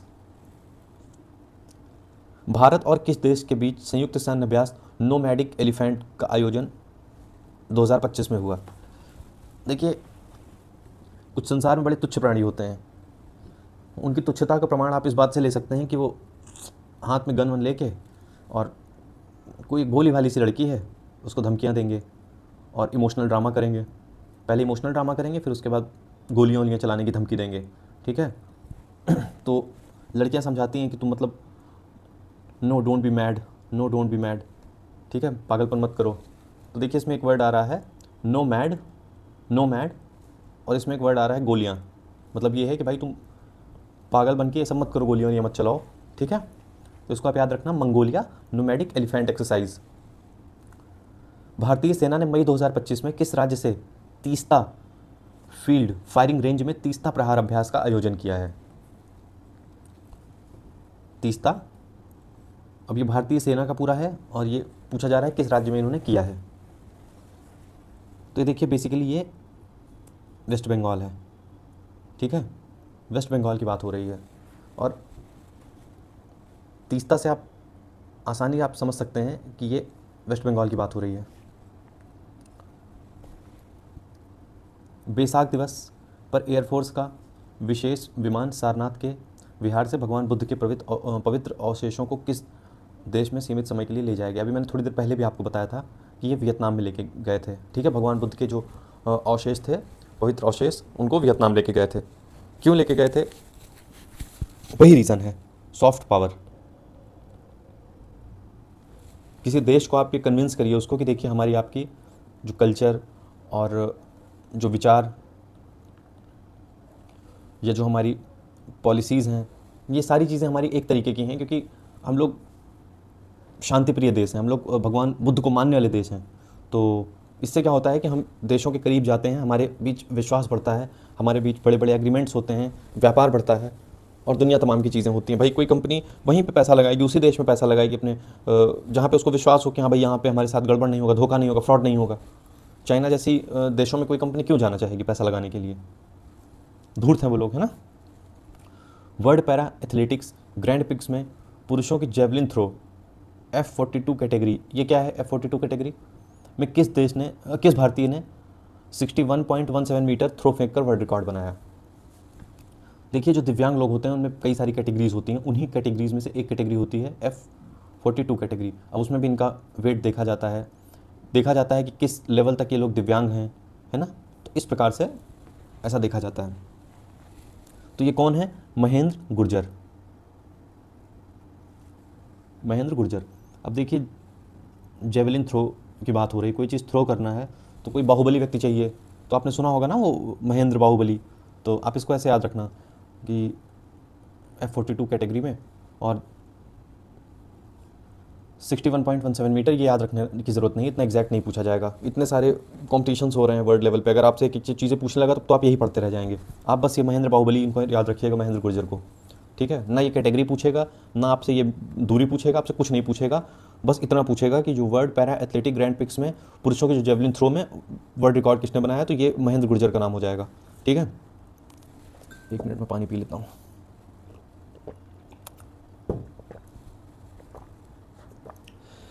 IPL इतिहास में 300 छक्के लगाने वाले पहले भारतीय कौन बने? रोहित शर्मा के अलावा काम कोई नहीं कर सकता। ये आदमी, इसका बैट वहाँ पे रुकता नहीं है, ये जब तक खड़े रहते हैं गेंद को नहीं खड़े रहने देते हैं। एशियन वेट लिफ्टिंग चैंपियनशिप 2026 का आयोजन कहाँ होगा? देखिए, वेट लिफ्टिंग की बात हो रही है। अब जो लोग अधिक वेट वगैरह उठा सकते हैं भाई, उनके अंदर बहुत अहम हो जाएगा। जो बार बार बोलेगा ना कि हाँ भाई हम इतना वेट उठा लेंगे, इतना वेट उठा लेंगे, तो सीधी सी बात है कि वो अहम है ना उसके अंदर, तो ये क्या हो जाएगा? अहमदाबाद। सैफ अंडर 19 चैंपियनशिप का खिताब किस देश की टीम ने जीता? साफ सबको कौन कर सकता है? भारत ही कर सकता है यार, और कौन है? इसमें भी सोचना है। फीफा ने किस देश के फुटबॉल महासंघ पर लगा निलंबन मई 2025 में हटा दिया है? कांगो गणराज्य। फीफा में एक वर्ड आ रहा है, फूफा। फूफा जी बड़े परेशान करते हैं सबको, बहुत जल्दी जल्दी नाराज़ हो जाते हैं, बहुत जल्दी जल्दी नाराज़ हो जाते हैं और नाराज़ होके जाने लगते हैं अपने घर। तो लोग बोलते हैं कहाँ गो, कहाँ गो, ठीक है, ऐसे याद रखना, कांगो। फीफा और कांगो गणराज्य याद रखना कि इस पे जो है, जो निलंबन हुआ था, इस पर जो प्रतिबंध लगा हुआ था वो हटा दिया गया है फीफा के द्वारा। 86वें ग्रैंड मास्टर कौन है? यार देखो, मास्टर वास्टर की बात होती तब तो चलो ठीक है, हम सोच लेते किसी के लिए कि मास्टर ब्लास्टर, ये मतलब किसी का नाम सोच लेते। लेकिन जहाँ पे ग्रैंड वर्ड आ जा रहा है, ग्रैंड का मतलब क्या होता है? जो सबसे बड़ा हो, ठीक है, जो भव्य हो, जो मतलब भव्यता में भी सबसे चरमोत्कर्ष पे हो भव्यता की, जो सबसे बड़ा हो, ठीक है, जिसके सामने सारे जो प्लैनेट्स हैं बच्चों जैसे दिखें। ये वैसे तो मेरा फेवरेट है जुपिटर। तो आप ये देखिए, एक ही व्यक्ति हैं वो, श्रीहरि, ठीक है, जो कि ग्रैंड मास्टर हैं। खेलो इंडिया यूथ गेम्स किस राज्य ने पहला स्थान प्राप्त किया? अब जब खेलो इंडिया की बात आएगी तो बाकी जो सारे लोग होंगे वो सब हार जाएंगे, ठीक है। तो इसमें बस एक वर्ड आप याद रखना, जहाँ पे खेलो इंडिया, मतलब आप इस साल के करंट अफेयर में ये एक चीज़ याद रखो, तो इससे आपके 2-3 प्रश्न हो जाएंगे, 2-3 क्या, उससे अधिक प्रश्न हो जाएंगे। आप एक हारा या हार वर्ड याद रखो, ठीक है, क्योंकि सीधी सी बात है, अगर इंडिया खेल रहा है तो फिर हार निश्चित है सामने वाले की। तो ये आयोजन कहाँ हुआ? बिहार में। टॉप रैंक पे कौन आया? हारा। अब क्या हारा? महाराष्ट्र, ठीक है, इसमें भी देखिए हारा आ रहा है। इसका उद्घाटन किसने किया? ऐसा व्यक्ति जिसको कोई हरा ना पा रहा हो इस समय? मोदी जी। थीम सॉन्ग क्या था? इसमें बिहार वर्ड आएगा। खेलों के रंग, नीचे हालांकि क्वेश्चन दिया, वो पूरा नहीं लिखूंगा, समय जाएगा। बिहार के संग, है ना, बिहार के संग। देखिए इसमें भी बिहार हार आ रहा है, ठीक है। क्यों इन्होंने ये नाम रखा है? इसलिए नाम रखा है ताकि भविष्य में जब कभी भी यूथ गेम्स हों कहीं पे, उसका इतिहास पढ़ा जाए तो कुछ रिकॉर्ड्स बनते हैं हर उसकी गेम में। तो ये चाहते हैं कि भाई ठीक है, बिहार का नाम उसमें जुड़ जाए, जो स्पोर्ट्स के पन्ने हैं, जो स्पोर्ट्स के ऐतिहासिक पन्ने हैं, उसमें भी बिहार का नाम दर्ज हो जाए। इसीलिए इन्होंने इस थीम का चयन किया। बहुत सारी थीम्स सामने रखी जाती हैं, ये भी एक बहुत जटिल तो नहीं कहेंगे, बहुत सारे प्रपोजल्स आते हैं सामने, तो उसमें से जो एक सबसे बेहतर होता है उसको चुना जाता है। अगला प्रश्न है, खेलो इंडिया यूथ गेम्स का शुभंकर क्या है? हाँ, एक चीज़ यहाँ पे बताना मैं आपको भूल गया था, देखिए इस प्रश्न से याद आया। हार कौन नहीं मानता है? जंगल में दो ही व्यक्ति होते हैं जो हार नहीं मानते हैं, एक शेर और दूसरा गज। ठीक है, आप कहीं भी देखिएगा इतिहास में कितना जिक्र होता है कि अगर एक हाथी जो है पलट जाता था तो पूरी पूरी सेना खत्म हो जाती थी। और वैसे भी जंगली जानवरों में भी जब लड़ाइयाँ होती हैं तो एलिफेंट को अभी भी आपने पीछे हटते हुए नहीं देखा होगा, और वही हाल शेर का होता है।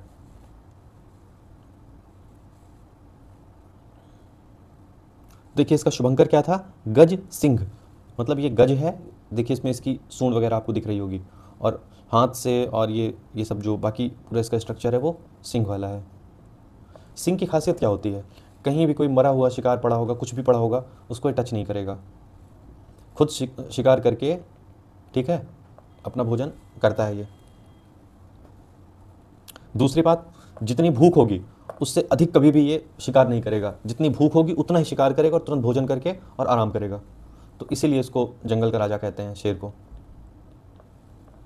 तो आप भी राजा बनिए, फालतू में फ्रॉड वॉड मत करिएगा। एग्ज़ाम क्लियर करने के बाद जितना ज़रूरत हो उतने में खुश रहिए, तभी आप राजा कहलाएंगे। बिहार में आयोजित 7वें खेलो इंडिया यूथ गेम्स का उद्घाटन किसने किया? बता चुका हूँ, नीरज चोपड़ा। दोहा डायमंड लीग में कितना मीटर दूर भाला फेंककर अपना ही नेशनल रिकॉर्ड तोड़कर नया रिकॉर्ड बनाया है? तो ये याद रखिएगा, 90.23। कैसे याद रखा जाए कि ये दोहा डायमंड लीग में हुआ है? क्योंकि देखिए इन्होंने अपना ही नेशनल रिकॉर्ड तोड़ा है, ठीक है, तो इन्होंने क्या किया? दोहराया किसी तरीके से ना, इन चीज़ों को दोहराया, तो आप इसको ऐसे याद रखना, दोहा, ठीक है। और ये डायमंड भी हैं यार इंडिया के। अगर जेवलिन के लिए देखा जाए तो देखिए कितने सालों से मतलब बिल्कुल सब शांत था, जेवलिन का कोई ट्रेंड नहीं था इंडिया में बहुत ज़्यादा। मतलब जब से नीरज चोपड़ा का आपने नाम सुना होगा तब से आप इस चीज़ के बारे में और ज़्यादा जानने लगे होंगे, और ज़्यादा आप देखने लगे होंगे लोगों को प्रिपरेशन करने के लिए। तो एक व्यक्ति कैसे कितने मतलब लाखों लोगों की प्रेरणा का स्रोत बन जाता है, आप इस चीज़ से देख सकते हैं। और ये क्या है? 90.23। शंघाई में आयोजित तीरंदाजी विश्व कप के स्टेज 2 में भारत ने 2 गोल्ड समेत कितने पदक जीते? तो इसमें इन्होंने 2 गोल्ड जीता है, 1 सिल्वर जीता है, 4 ब्रॉन्ज जीते हैं। आयोजित कहाँ हुआ है? शंघाई में आयोजित हुआ है। तो पिछले वीडियोस में मैंने आपको इसमें वो सारा नाम वगैरह मतलब साथ के साथ लोगों का याद करवाया हुआ है। अभी बस आप इतना याद रखना कि स्टेज 2 की बात कर रहा है, 2 गोल्ड यहाँ पे जीते हैं, उसमें टोटल पूछा जा रहा है कि कितने वो मेडल जीते हैं। तो बस आप ऐसे याद रखना कि ये लोग शंघाई वगैरह गए हुए थे, तो वापस लौट रहे थे, तो ये हुआ कि भाई देखो हमारा ये ना हो कि मतलब वीक का कोई दिन ऐसा जाए ख़राब जाए, हमारी प्रैक्टिस अच्छी ना हो सके, हमें साथ के सातों दिन प्रैक्टिस करनी है, तो हमारे पास हर दिन देखने के लिए मेडल्स होने चाहिए खुद को मोटिवेट करने के लिए, तो कम से कम 7 मेडल तो लेके चलने ही है ना। ऑबर्नडेल यूएसए में आयोजित तीरंदाजी विश्व कप 2025 के स्टेज 1 में भारत ने कितने पदक जीते? अभी स्टेज 1 की बात हो रही है, तो स्टेज 1 में इन्होंने 4 पदक जीते थे, ठीक है। अब इसको कैसे याद रखा जाए? जो ऑबर्नडेल है वो यूएसए में है, ठीक है, और यूएसए का आप देखिए कि मतलब चारों तरफ कमांड है उसका, ठीक है। उसके जो नॉर्थ में कंट्री है उसके साथ भी, उस पर भी मतलब कमांड उसका रहता है कहीं ना कहीं, ठीक है। हालांकि कनाडा से तो एक लंबे समय से इनका वो चल रहा है, लेकिन फिर भी कनाडा के पास ना इतनी ज़मीन है, और संसाधन तो हालांकि इनके पास है, मिनरल्स वगैरह तो अच्छे खासे हैं कनाडा के पास, जगह बहुत अच्छी सारी है। लेकिन आप देखिए कनाडा में पंजाबी वगैरह जाके बस गए हैं, और वहाँ की सबसे मतलब कनाडाई लोगों को छोड़ दो, मूल तो उसका सबसे अधिक पॉपुलेशन है तो यही पंजाबियों की है वहाँ पे।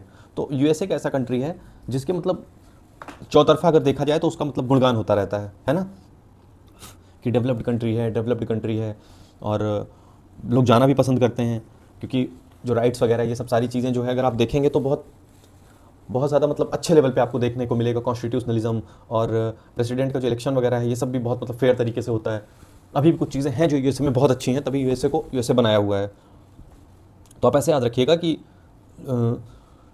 जो ऑबर्नडेल में वो हुआ था तीरंदाजी विश्व कप, तो वहाँ पे इन्होंने 4 मेडल जीते थे, ठीक है। विराट कोहली ने मई 2025 में किस फॉर्मेट से संन्यास लिया? टेस्ट से।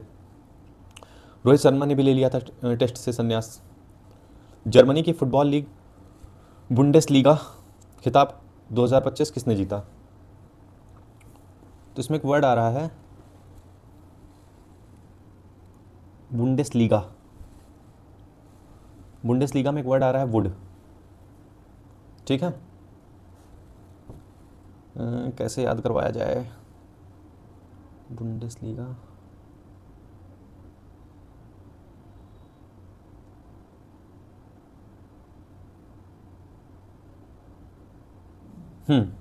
ठीक है, देखिए इसमें एक वर्ड आ रहा है ड्रेस, डेस। ठीक है,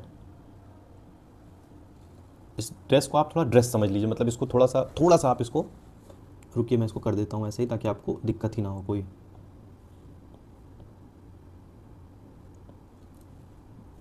इसको आप ऐसे पढ़िएगा, कोई दिक्कत नहीं होगी। आप 2-4 बार इसको पढ़ेंगे तो आपको ऐसे ही दिखेगा। जब आप किसी के लिए ड्रेस लेके आते हैं, किसी बच्चे के लिए या आप किसी अपने खास किसी के लिए भी, तो मान लीजिए उसको नहीं पसंद आता है तो वो म्यू म्यू करना शुरू कर देते हैं, वो है ना, चाहे कोई बच्चा हो या कोई और हो, तो वो म्यू म्यू करना शुरू कर देते हैं कि मतलब मुझे पसंद नहीं, मुझे पसंद नहीं। तो इस टाइप से आप याद रखना है। इसकी कोई ट्रिक नहीं बन पाई मेरे से, सॉरी। चलिए अब अगला हम लोग प्रश्न देखते हैं। आईपीएल में शतक लगाने वाले सबसे कम उम्र के खिलाड़ी वैभव सूर्यवंशी बिहार के हैं। ये भी आपको पहले की क्लासेस में पूरा डिटेल में मैंने बताया हुआ है। सभी 7 महाद्वीप की चोटियों पर चढ़ने वाला सबसे कम उम्र का भारतीय पर्वतारोही कौन पर बना है? बीपीएससी का फेवरेट प्रश्न है। यूपी पीसीएस भी बहुत पसंद करता है ऐसे प्रश्नों को। देखिए विश्व के जितने महाद्वीप हैं उनकी बात हो रही है, सारे जो महाद्वीप हैं उनको मिलाकर आप क्या कहेंगे? विश्व पूरा कवर हो गया संपूर्ण। तो देखिए इसमें क्या वर्ड आ रहा है? विश्वनाथ। ठीक है, तो इनका नाम है विश्वनाथ कार्तिकेय और 16 वर्ष के हैं, हैदराबाद से हैं ये। हैदराबाद कैसे याद रखा जाए कि जो इतनी इतनी ऊंची चोटियों पर चढ़ रहा है, तो जब आप हैदराबाद लिखते हैं तो उसमें देखिए एक वर्ड आता है डरा। ठीक है डरा। तो बोलते हैं नहीं नहीं नहीं, मेरे पास डर वर के लिए टाइम नहीं है, आप बाद में मिलना मेरे से। ठीक है, तो 16 वर्ष के हैं ये। इनका नाम क्या है? विश्वनाथ कार्तिकेय। तो बस आप यही विश्व याद रखिएगा, विश्व से आपको आ जाएगा वहाँ पे। ठीक है, और हाँ अगर अगर अगर अगर मान लीजिए कि विश्वनाथ के बाद कोई और नाम आ जाता है आपको कंफ्यूज करने के लिए कुछ भी, तो आप एक चीज़ और याद रखना कि जो भगवान शिव के पुत्र हैं कार्तिकेय, तो उनका जो वाहन है वो है मोर। और जब उनकी गणेश जी से कंपटीशन होता है तो मोर लेके पूरे विश्व का भ्रमण करने निकल पड़ते हैं। ठीक है, और जबकि गणेश जी चतुर होते हैं, बुद्धिमान होते हैं, तो वो माता पिता की ही परिक्रमा करके और मतलब उस कंपटीशन को जीत जाते हैं। तो इससे उन दोनों की मेधा का आभास हो जाता है, वहाँ के लोगों को अनुमान लग जाता है कि हाँ किसको कौन से कार्य देने हैं, किसको कौन से कार्य सौंपने हैं। तो अब भाई चूँकि भगवान जो कार्तिकेय जी हैं वो जुझारू व्यक्ति हैं, तो कहीं युद्ध जैसी कोई स्थिति बनती थी वहाँ पे उनको भेजा जाता था कि भाई ये वहाँ पे अच्छे से होल्ड कर सकते हैं, क्योंकि ये जुझारू व्यक्ति हैं। जो भाई आदमी निकल पड़े पूरे विश्व की परिक्रमा करने, तो ऐसे आप देखो, इसको ऐसे याद रखना। ठीक है, सबसे ज़्यादा 31वीं बार माउंट एवरेस्ट पर चढ़ने का रिकॉर्ड बनाने वाले एवरेस्ट मैन का नाम बताएं। तो इनका नाम है कामी रीता शेरपा। अब देखिए यार 31वीं बार ही माउंट एवरेस्ट पर चढ़ रहे हैं, इसका मतलब है कि इनके पास कोई काम नहीं है। ठीक है, इनके पास कोई काम नहीं है, तो इस तरीके से आप याद रखना, कामी Rita Sherpa. American music award जीतने वाले पहली भारतीय मूल संगीतकार का नाम बताइए। तो म्यूज़िक में वही जीतेगा बेसिकली जो यार म्यूज़िक का राजा होगा। ठीक है, और अमेरिका में तो खास करके, क्योंकि अमेरिका में इन चीज़ों में कोई बेईमानी नहीं होती, सारी चीज़ें बहुत ही ईमानदारी से ये सारी चीज़ें की जाती हैं। ठीक है, तो कोई राजा ही होना चाहिए, तो ये इनका नाम है राजा कुमारी। अगला प्रश्न है, राष्ट्रपति ने मई 2025 में केंद्रीय सशस्त्र पुलिस बलों के 29 कर्मियों को कीर्ति चक्र, शौर्य चक्र प्रदान किए। यह किस काल में दिया जाने वाला अवार्ड है? तो देखिए जो कीर्ति चक्र, शौर्य चक्र, ये सारे जो अवार्ड दिए जाते हैं वो शांति काल में दिए जाते हैं। आपने अगर स्टैटिक जी के पढ़ा होगा तो आपको ये बातें मालूम होंगी, इसमें किसी बहुत ट्रिक की ज़रूरत नहीं है। 58वें ज्ञानपीठ पुरस्कार विजेता का नाम बताएं जिन्हें राष्ट्रपति ने सम्मानित किया। तो ये 2 व्यक्ति हैं, एक तो गुलजार जी हैं और दूसरे रामभद्राचार्य जी हैं, जगगुरु। एक आपको ये याद होगा, ये जो लड़का है ये मंच पे चढ़ गया था, शायद अभिनव बोहरे, पता नहीं क्या नाम है, ऐसा कुछ नाम है, मुझे एग्जैक्टली याद नहीं आ रहा है। ये मैंने एक वीडियो देखा था, बहुत बुरी तरीके से उन्होंने डांटा था, बोले उतारो इस बालक को नीचे भेजो। अभिनव अरोरा, हाँ अभिनव अरोरा नाम है। तो इनको मंच से नीचे उतार दिया था रामभद्राचार्य जी ने। अजीब समूह बन गया था इस बच्चे का। तो मुझे तो लगता है कि ऐसे व्यक्ति को ठीक है, ज्ञानपीठ अवार्ड देना ही चाहिए। और मुंह देखो कितना क्यूट सा मुंह है। चलिए आप इनके फेस पे मत जाइए। देखिए क्या है ना कि यूपी में जो दिव्यांगों के लिए विश्वविद्यालय हैं, पहली बात तो ये कि बहुत सीमित विश्वविद्यालय हैं, बहुत सीमित ऑप्शन हैं दिव्यांगों के पढ़ने के लिए। तो वो विश्वविद्यालय इन्होंने बनाया था, ठीक है। ये भी दिव्यांग हैं, इनके शायद शायद क्या दिख ही रहा होगा आप लोगों को कि नेत्रों से समस्या है इनको, ठीक है। और जो दिव्यांग विश्वविद्यालय है वो इन्होंने बनाया था, ये अयोध्या के आसपास पड़ता है वो।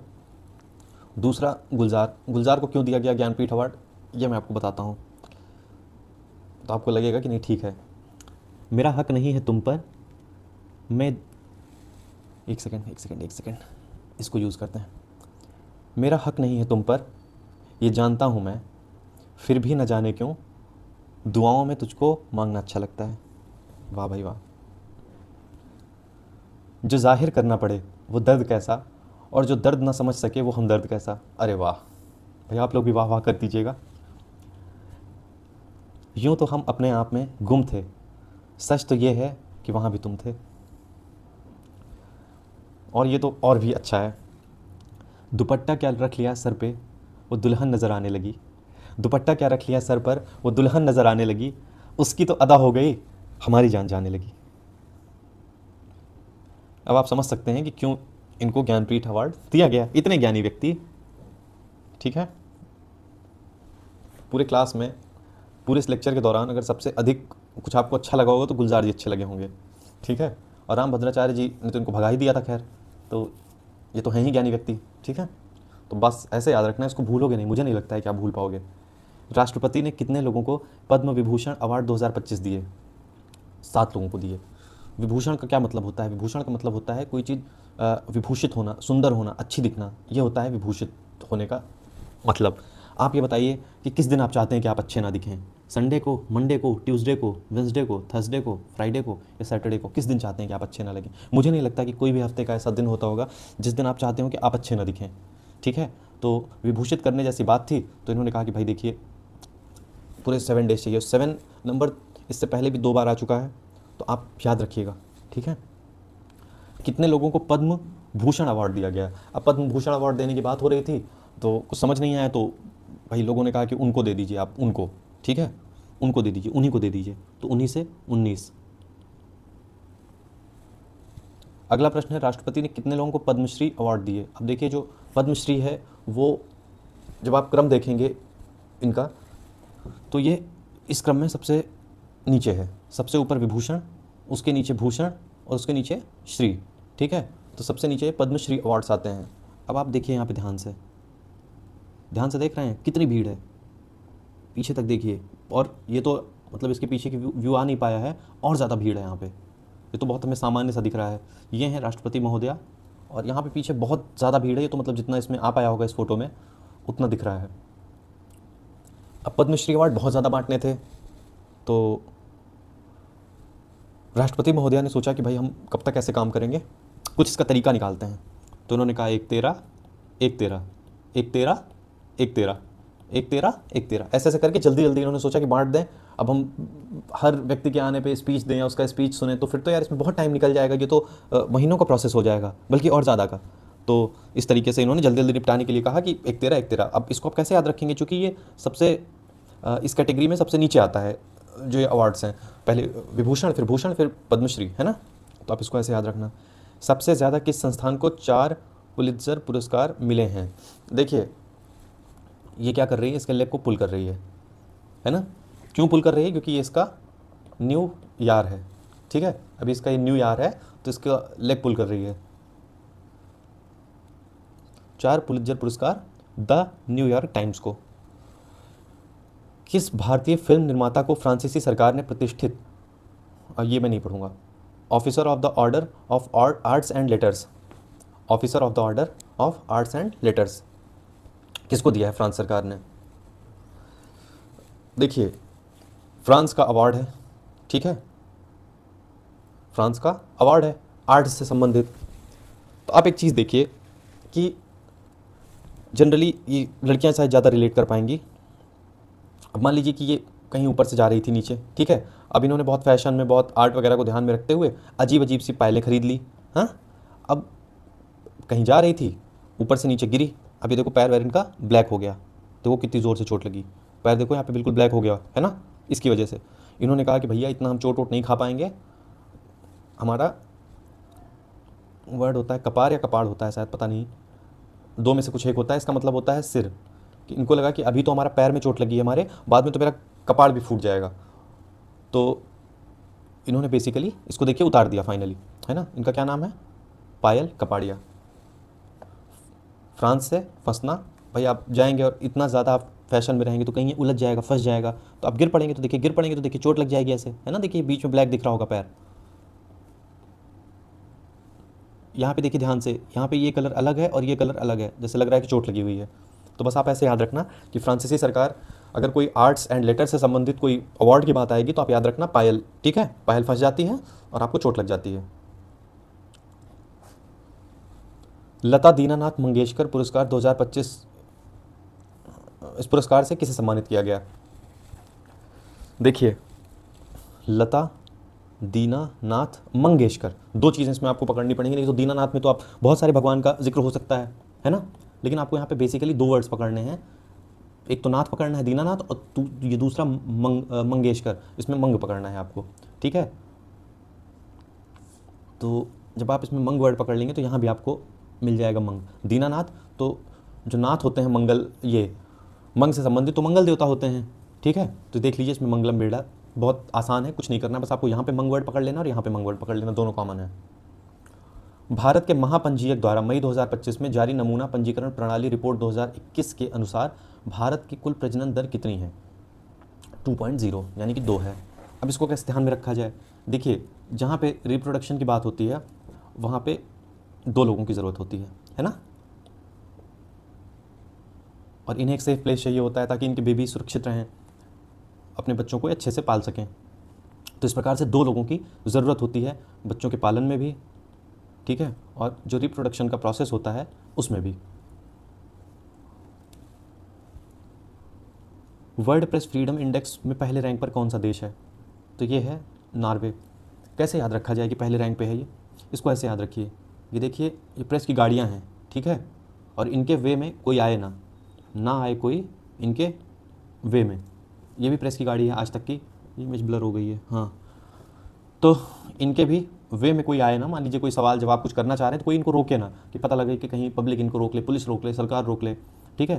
तो इस तरीके से आप याद रखिएगा, इनके वे में कोई ना आए, तो इस तरीके से नॉर्वे। तो वहीं से प्रेस की फ्रीडम जो है तय होती है, जब इनके वे में, इनके रास्ते में कोई ना आए, कोई रिकॉर्ड ना बने, नॉर्वे। भारत की रैंकिंग क्या है? भारत की रैंक बहुत पीछे है, ठीक है, भारत की रैंक बहुत पीछे है। क्या किया जाए भाई इज्जत बचाने के लिए? भाई कोई आप हमको एक शुभ अंक दे दो कम से कम, ताकि अगली बार सुधार हो जाए। शुभ अंक क्या हो सकता है? 151। शुभ अंक तो वैसे 101 भी होता है, 111 भी होता है, लेकिन 151 आप इसलिए याद रखना क्योंकि जो भी रैंक्स आएंगी इसके आसपास आएंगी, ठीक है। 101 के आसपास वाली रैंक्स नहीं आएंगी, 152 आ सकता है, 155 आ सकता है, ऐसे ऐसे ऑप्शंस आएंगे। तो उसमें जो शुभ अंक होगा वो 151 ही होगा, है ना, ऐसे याद रखना। मानव युक्त मिशन समुद्रयान के लिए निर्मित स्वदेशी पनडुब्बी वाहन का नाम बताएं। मई 2025 में परीक्षण और 26 में रिसर्च के लिए लॉन्च किया जाएगा। तो ये बहुत पहले से ये चल रहा है, आज का ये नहीं है कार्यक्रम, ये एक दिन में नहीं बना है।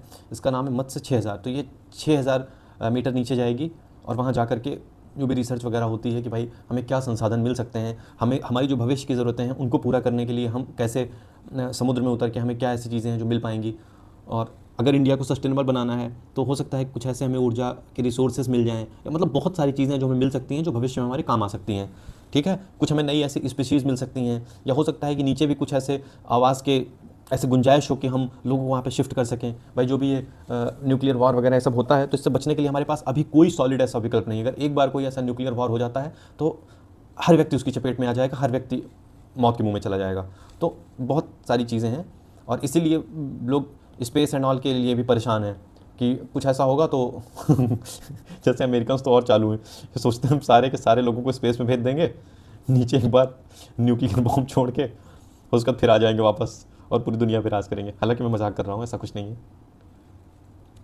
किस ई कॉमर्स कंपनी ने अपने पहले कुइपर कुइपर इंटरनेट सैटेलाइट। जैसे इंटरनेट सैटेलाइट क्या होते हैं? इंटरनेट सैटेलाइट्स वो सैटेलाइट्स होते हैं जो बेसिकली इंटरनेट प्रोवाइड करने का काम करते हैं। बहुत बहुत ही हाई लेवल का बिजनेस होता है। ऐसा बिजनेस सोचिए कि हर व्यक्ति को इसकी ज़रूरत है, और जो सैटेलाइट से इंटरनेट चलेगा वो, भाई सैटेलाइट्स का क्या है, सैटेलाइट्स तो गांव गांव तक कनेक्ट कर देंगे, है ना। और सोचिए हर व्यक्ति आपकी सर्विस लेने लगेगा, तो कोई व्यक्ति कितना मतलब रिच बन जाएगा अगर इस चीज़ को सक्सेसफुली वो कर लेता है ना। तो इस क्षेत्र में अभी तक सबसे अच्छा काम किया है एलॉन मस्क ने, और अभी जो है अमेज़ॉन जो कंपनी है वो इस पर अपना कुइपर सैटेलाइट उसने अपना लॉन्च किया हुआ है। याद कैसे किया जाए? जो छोटा कुआं होता है उसको कुएं बोलते हैं, ठीक है। और ये जो महिला है, ये मुंशी प्रेमचंद्र की एक कहानी है ठाकुर का कुआं, तो ये उस पर आधारित है जो चित्र लिया गया है। उसमें क्या होता है कि इसका पति बेहद बीमार होता है, चूँकि ये लोग निम्न वर्ग के होते हैं, निम्न जाति के होते हैं, तो ठाकुर के कुएं से इनको पानी भरने की अनुमति नहीं होती है। जिस कुएं से पानी ये भरती है वहाँ पे कोई एक जानवर होता है जो कि मर जाता है, तो जब ये पानी भर के ले जाती है, इसका बीमार पति उस पानी को पीता है, तो उस पानी को पी के और बीमार हो जाता है। और तो ये पूरी मतलब जो दुर्दशा है निम्न वर्ग के लोगों की, उन पे आधारित है। तो भाई जो निम्न वर्ग के लोग हैं उनके पास कुएं होगी। अब कुएं से और इसका अमेज़ॉन का क्या संबंध है? देखिए, अमेज़ॉन का जो मतलब होता है आप में से ज़्यादा लोग जानते होंगे, लेकिन फिर भी याद करवाने के लिए बताना मेरा धर्म है। अमेज़ॉन का मतलब होता है कोई एक ऐसी महिला जो बहुत स्ट्रांग हो, ठीक है, जो बहुत स्ट्रांग हो। तो ये बेचारी जो है रात में ठाकुर के कुएं पे जाती हैं, और जब सबसे नज़र छिपा के पानी चुपके से भरने के लिए, हालांकि सफल नहीं हो पाती हैं, अचानक से ठाकुर आ जाता है कहीं की कुछ आवाज़ सुन के, लेकिन फिर भी ये बहुत स्ट्रांग थी, इसने इतनी जहमत उठाई कि उस समय में, उतने मतलब प्राचीन काल में, जबकि निम्न वर्ग के लोगों को ये अधिकार नहीं था कि वो जो सवर्ण लोग हों, उच्च वर्ग के लोग हों, उनके कुएं से जाके जल भर सकें। उस समय इस महिला ने इतना प्रयास किया, तो मतलब ये उस कुएं से वहाँ पे गई, तो कौन थी? अमेज़ॉन थी। अमेज़ॉन मतलब स्ट्रांग महिला। आप जब ये वर्ड गूगल करेंगे या वैसे भी आप करेंगे, तो अमेज़ॉन बेसिकली उनको बोला जाता था जो मतलब लड़ाकू, जो महिला योद्धा होती थी, ठीक है। तो स्ट्रांग जो विमेंस होती हैं उनको बोलते हैं अमेज़ॉन, ठीक है। प्रसिद्ध परमाणु वैज्ञानिक M.R. श्रीनिवासन का निधन 20 मई को हो गया। वे किस आयोग के पूर्व अध्यक्ष थे? इसमें एक वर्ड आ रहा है श्रीनिवासन। निवासन मतलब निवास स्थान, ठीक है। निवास स्थान पे आपको ऊर्जा की ज़रूरत ज़रूर होगी। देखिए यहाँ पे भी आप देखो जनरेटर लगा रखा है किसी ने अपने घर के पास, यहाँ पे भी देखिए किसी ने जनरेटर लगा रखा है। और ये मैं जनरेट वालों का प्रचार विचार नहीं करना चाह रहा हूँ, हालांकि मेरा चैनल बहुत छोटा है, मैं क्या प्रचार करूँगा। तो ये देखिए कोई भी मतलब निवास स्थान है तो वहाँ पे जनरेटर्स लगे होते हैं, ठीक है। गिरिजा व्यास का निधन 1 मई 2025 को हो गया है। प्रधानमंत्री के किस प्रधानमंत्री के कार्यकाल में कैबिनेट मंत्री और राष्ट्रीय महिला आयोग की अध्यक्ष रह चुकी थी? अब देखिए इसमें एक वर्ड आ रहा है व्यास, ठीक है।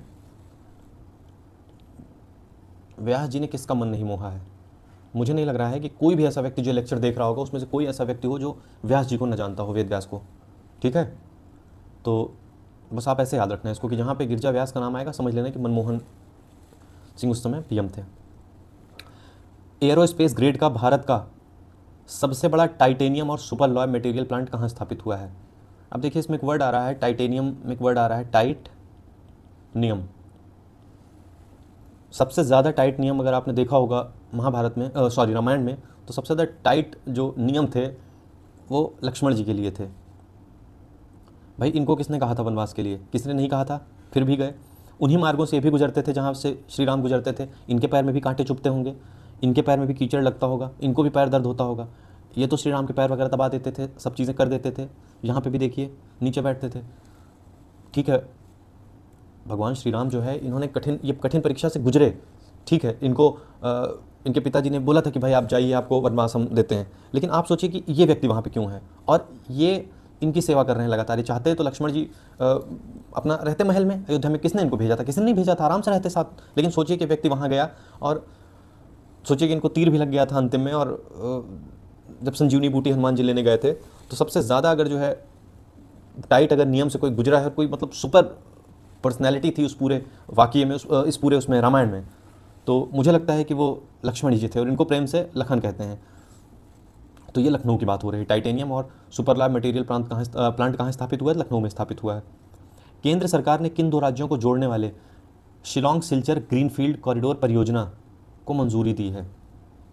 तो शिलोंग और सिल्चर ये है आपका मेघालय में, ठीक है, और सिलचर आप देख ही रहे हैं, ठीक है। तो ये बेसिकली इतना सा है, इतने से हिस्से को जोड़ रहा है। क्यों जोड़ रहा है? क्योंकि सिलचर से लेके आइजॉल और फिर ये पूरा ये जो है यहाँ पे पूरा ट्रैक्स वगैरह रोड वगैरह अच्छे से बने हुए हैं, ठीक है। कोई सामान अगर हमें भेजना होगा तो जैसे जल से जब हम कोई चीज़ भेजते हैं तो वो ट्रांसपोर्टेशन सस्ता होता है उसका, ठीक है। और वही चीज़ अगर हम थल से भेजते हैं तो वहाँ पे डीजल, पेट्रोल, ये सब सारी चीज़ें हमारी खर्च होती हैं। उसके बाद बहुत सारी अन्य उसमें समस्याएं होती हैं। यहाँ पे सामान को लोड करना, उतारना और ये सारी चीज़ें बहुत आसान होती हैं, क्योंकि पोर्ट्स वगैरह इसी हिसाब से बने होते हैं, मतलब फुल्ली डेडिकेटेड होते हैं इसी ट्रांसपोर्टेशन के लिए ही, ठीक है। तो इसीलिए इसको बनाया जा रहा है कॉरिडोर परियोजना, ताकि हमारा जो है साउथ ईस्ट एशिया से भी अच्छा व्यापार हो सके और बाकी भी अच्छी कनेक्टिविटी हमारी उधर से बन सके, ठीक है। और एक चीज़ और है यहाँ पे कि जो चिकन नेक है, अगर मान लीजिए कि इस पर कभी कोई समस्या आ ही जाती है ऐसी, ठीक है, तो हमारे पास एक ये रास्ता होगा यहाँ से यहाँ पहुँचने के लिए। ज़रूरत होगी तो हम अपनी सेनाओं को यहाँ से भी भेज सकते हैं, है ना। तो इसको आप याद रखिएगा कि एक मेघालय में है और जो ये सिलचर है ये देखा ही आपने असम में। किस केंद्र शासित प्रदेश ने 70 या अधिक उम्र के वरिष्ठ नागरिकों को 10 लाख रुपए की मुफ्त हेल्थ कवर प्रावधान वाले आयुष्मान वय वंदना योजना की शुरुआत की? तो ये है दिल्ली का मामला। क्यों ये कर रहे हैं? क्योंकि केजरीवाल जी काफ़ी अच्छा काम करके वहाँ गए हैं। अब इनको केजरीवाल जी इतना अच्छा काम करके गए हैं कि एकदम समझ लीजिए कि वॉल जैसे अभी भी खड़े हुए हैं। कोई पूर्ण बहुमत इनको नहीं मिल पाया था बीजेपी वालों को शायद, और आगे भी उम्मीद है कि अगर बहुत अच्छा काम नहीं करेंगे तो केजरीवाल सरकार वहाँ पे वापस आ जाएगी, क्योंकि दिल्ली में उन्होंने बहुत ही अच्छा काम किया है। जो दिल्ली से बाहर के जो स्टूडेंट्स भी गए थे यहाँ से पढ़ने के लिए, उनके लिए भी इन्होंने बहुत अच्छा काम किया है। आप सोचिए कि भाई उनको उससे क्या फ़ायदा मिलेगा। तो ये है दिल्ली में बीजेपी गवर्नमेंट ने किया है, और ये उम्र देखिए 70 रखी है। मुझे नहीं लगता है दिल्ली में कोई 70 साल तक जी पाता होगा, और जो जी रहे होंगे उन्हें कोई ज़रूरत नहीं होगी ऐसा हेल्थ कवर की। लेकिन ठीक है, अच्छी बात है। भारत और किस देश ने कई वर्षों बाद जून 2025 में तीर्थयात्रियों के लिए कैलाश मानसरोवर यात्रा शुरू करने का फैसला किया है? तो ये फैसला किया है चीन ने।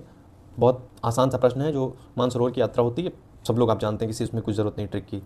न्यू डेवलपमेंट बैंक, जिसे कि ब्रिक्स डेवलपमेंट बैंक भी कहते हैं, का नया सदस्य कौन बना है? जो भी जिया होगा जल्दी में उसी को नया सदस्य बनाएंगे, जो सब जगह पे ऑल को आप ऑल पढ़ लीजिए, जी रिया को आप पढ़ लीजिए, जो मतलब सब जगह पे जी रहा होगा एक तरीके से, ठीक है।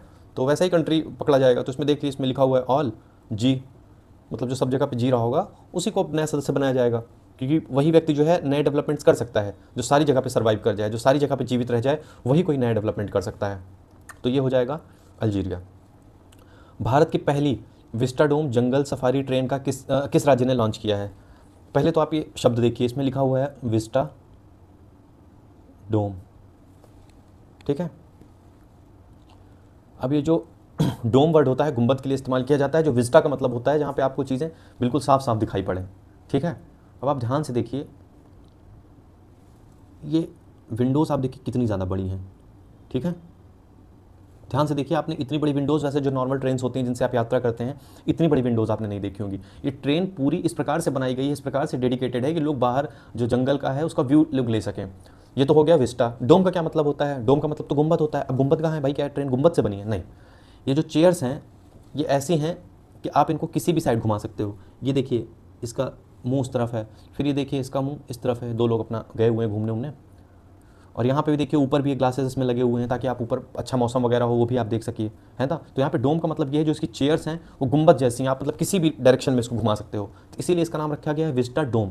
और जंगल सफारी ट्रेन है जो कि जंगल घूमने के लिए, देखने के लिए है।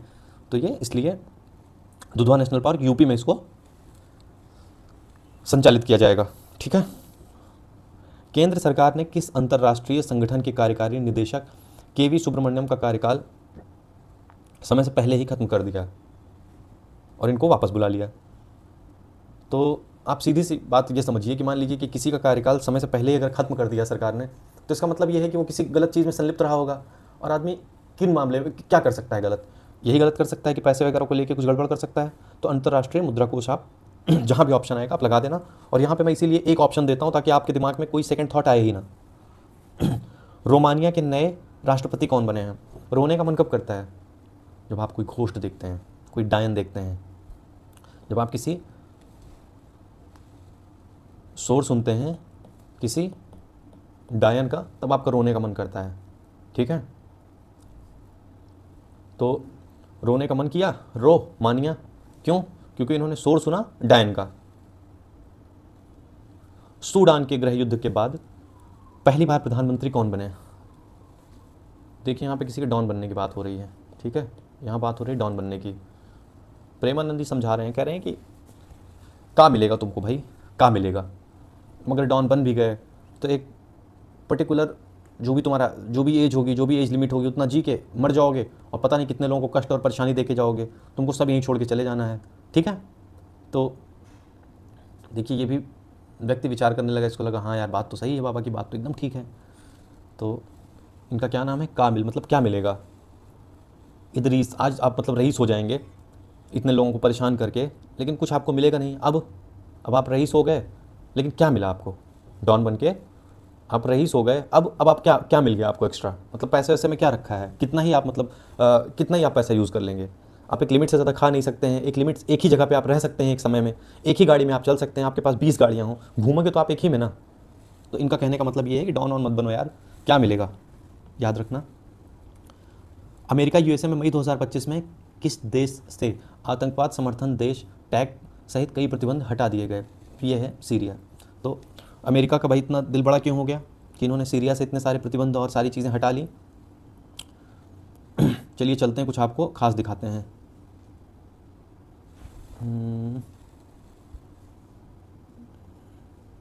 छोड़िए, अभी मैंने नेट ऑफ कर रखा है, अभी ऑन करूँगा तो फालतू के नोटिफिकेशंस आएंगे। आपको ऐसे ही बता देता हूँ। देखिए जो सीरिया है इसका बॉर्डर लगता है इजराइल से। ठीक है, आपके पास अगर मैप वगैरह हो तो आप देख लीजिए जो मैं आपको बात बता रहा हूँ। अभी मैं वो नेट वगैरह इसमें ऑन करूँगा तो नोटिफिकेशंस आने लगेंगे, डिस्टर्ब होगा फिर। ठीक है, इजराइल से इसकी सीमा लगती है। और यहीं पे मध्य एशिया में एक देश है ईरान। ईरान से यूएसए की खासा जो है दुश्मनी है हमेशा से। इजराइल का ये पक्का समर्थक है। ठीक है, ये यूएसए। तो यूएसए क्या चाहता है कि वो जो क्षेत्र है जहाँ पे इजराइल है और ये जो सारे कंट्रीज़ हैं, तो यहाँ पे इसका दबदबा बन जाए और इसको जगह जगह पे अपने सैन्य बेस या कुछ ऐसा बनाना हो तो इसके पास ऑप्शंस रहें। यूएसए के पास मैक्सिमम ऑप्शंस रहें, या अपने हथियार भेजने हैं तो भाई सीरिया है आसपास में इजराइल के, तो कभी ऐसी ज़रूरत पड़ सकती है कि सीरिया से इसको किसी मदद की ज़रूरत पड़े किसी भी और चीज़ की। क्योंकि देखिए इजराइल और फ़िलिस्तीन के बीच लंबे समय से तनाव चल रहा है। ईरान जो है फ़िलिस्तीन को समर्थन करता है हमेशा से, क्योंकि कट्टर मुस्लिम देश है ये। और ईरान से और सारे कंट्रीज़ को प्रॉब्लम क्यों है? क्योंकि ईरान अपने आप को जो मुस्लिम धर्म है तो उसमें आप जैसे होता नहीं कि मुस्लिम्स में भी जैसे बहुत सारी कंट्रीज़ है तो एक खुद को कोई उच्च मानता है, कोई मतलब हर व्यक्ति खुद को उच्च मानेगा। तो ईरान के साथ ये प्रॉब्लम है कि ये खुद को मतलब सर्वोच्च मानते हैं उसमें, मुस्लिम्स में भी। तो इन्हीं सब सारी चीज़ों को टैकल करने के लिए, ईरान को कंपटीशन देने के लिए, इजराइल को सपोर्ट करने के लिए और उस पूरे क्षेत्र में अपनी पकड़, अपनी दबदबा बनाने के लिए यूएसए ने क्या किया कि सीरिया को आतंकवाद समर्थक देश का जो टैग था उससे बाहर कर दिया है। हालांकि यूएसए वालों ने सही नहीं किया। अभी भी सीरिया में ऐसी बहुत सी प्रॉब्लम्स विद्यमान हैं, बनी हुई हैं, लेकिन अब अपने फ़ायदे के लिए कुछ भी कर सकते हैं। यमन के नए राष्ट्रपति कौन नियुक्त हुए हैं? यमन के नए प्रधानमंत्री कौन नियुक्त हुए हैं? ठीक है, देखिए जो राष्ट्रपति वगैरह होते हैं वो शांत होते हैं, बहुत ज़्यादा आपने नहीं देखा होगा कि वो उग्र भाषण दें और ऐसी चीज़ें। ठीक है, लेकिन जो यमन में एक वर्ड आ रहा है मन। ठीक है, अब ये प्राइम मिनिस्टर साहब थे, इनका मन किया तो ये जो है गाली वाली बकने लगे। देखो साले वाले बोल रहे हैं, और वो भी बिन ब्रेक के इन्होंने गालियाँ बकना शुरू कर दिया, लोगों को साले और पता नहीं क्या क्या बोलना शुरू कर दिया। ठीक है, ऐसे याद रखना, मन और इनके मन में वर्ड आया एक साले, किसी को बोलना था तो उन्होंने बिन ब्रेक जो है इन्होंने बोलना शुरू कर दिया। देखिए गुस्से में दिख भी रहे हैं। सिंगापुर के प्रधानमंत्री का नाम बताएं। सिंगापुर के प्रधानमंत्री का नाम पूछा है तो देखिए जो इसमें एक वर्ड आ रहा है सिंग। तो जो लोग मतलब सॉन्ग वगैरह सुनना कुछ लोगों को बहुत पसंद होता है, सिंगिंग करना बहुत पसंद होता है। कौन से लोग हैं वो? जो बेसिकली जो साइकिल रेस होती है, देखिए इनके कान में भी ईयरफोन्स लगे हुए हैं। कार रेसिंग वालों के कान में भी देखिए लगे हुए हैं ईयरफोन्स। तो कहीं पे अगर रेसिंग की बात होगी, ये तो भाई साहब पैदल ही दौड़े पड़े हैं बिल्कुल फुल एनर्जी से। तो देखिए इसमें एक वर्ड आ रहा है रेस। ठीक है, तो जब कोई रेस के लिए जा रहा है तो कह रहा है कि ला, क्या ला, कोई मतलब किसी सिंगर का कुछ ऐसा दे दे मुझे कि मैं सुनते हुए जाऊँ, ठीक है। वैसे आपको याद रह जाएगा, नहीं तो आपको वैसे याद है तो वैसे भी बहुत अच्छा है। एंथनी अल्बनीज़ दोबारा किस देश के प्रधानमंत्री बने हैं? अब इसमें एक वर्ड आ रहा है बनी, ठीक है, ऑल बनी, अल बनी, मतलब जो भी चीज़ें बनी हैं ट्रे में लिया, और बड़ी आस से ये आदमी कह रहा है। देखिए क्या कह रहा है कि जो भी चीज़ें बनी हैं ले आ, और बड़ी आस से ये आदमी बोल रहा है, ठीक है। तो जहाँ पे आस और ट्रे की बात आएगी तो वहाँ पे याद रखना कि ऑल जो चीज़ें बनी हुई हैं उसको ले आ। भारतीय मूल की कमला प्रसाद बिसेसर कहाँ की प्रधानमंत्री बनी हैं?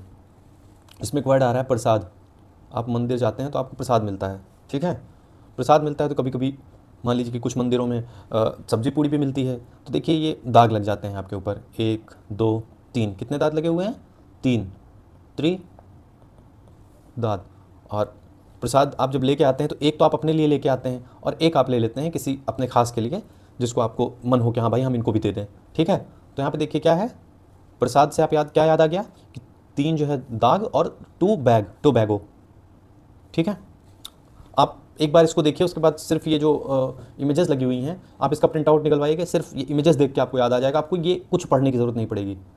ये जो तरीका है इतना पावरफुल है, एक बार आपको बोरिंग लग सकता है, लेकिन वैसे भी आपके पास कोई ऑप्शन नहीं है। जब वहाँ पे 4 ऑप्शन आएगा तो आप भूल जाएंगे, लेकिन ये सिर्फ जो इमेजेस हैं अगर आप सिर्फ इनको देखेंगे तो इनको देख के रिवीजन हो जाएगा। और मैं दावे के साथ कह रहा हूँ 15 मिनट में आप पूरा रिवाइज कर जाएंगे पीडीएफ, बल्कि उससे कम में भी। मतलब 15 मिनट मैंने ज़्यादा बोल दिया है, 10 मिनट लगता है लगभग।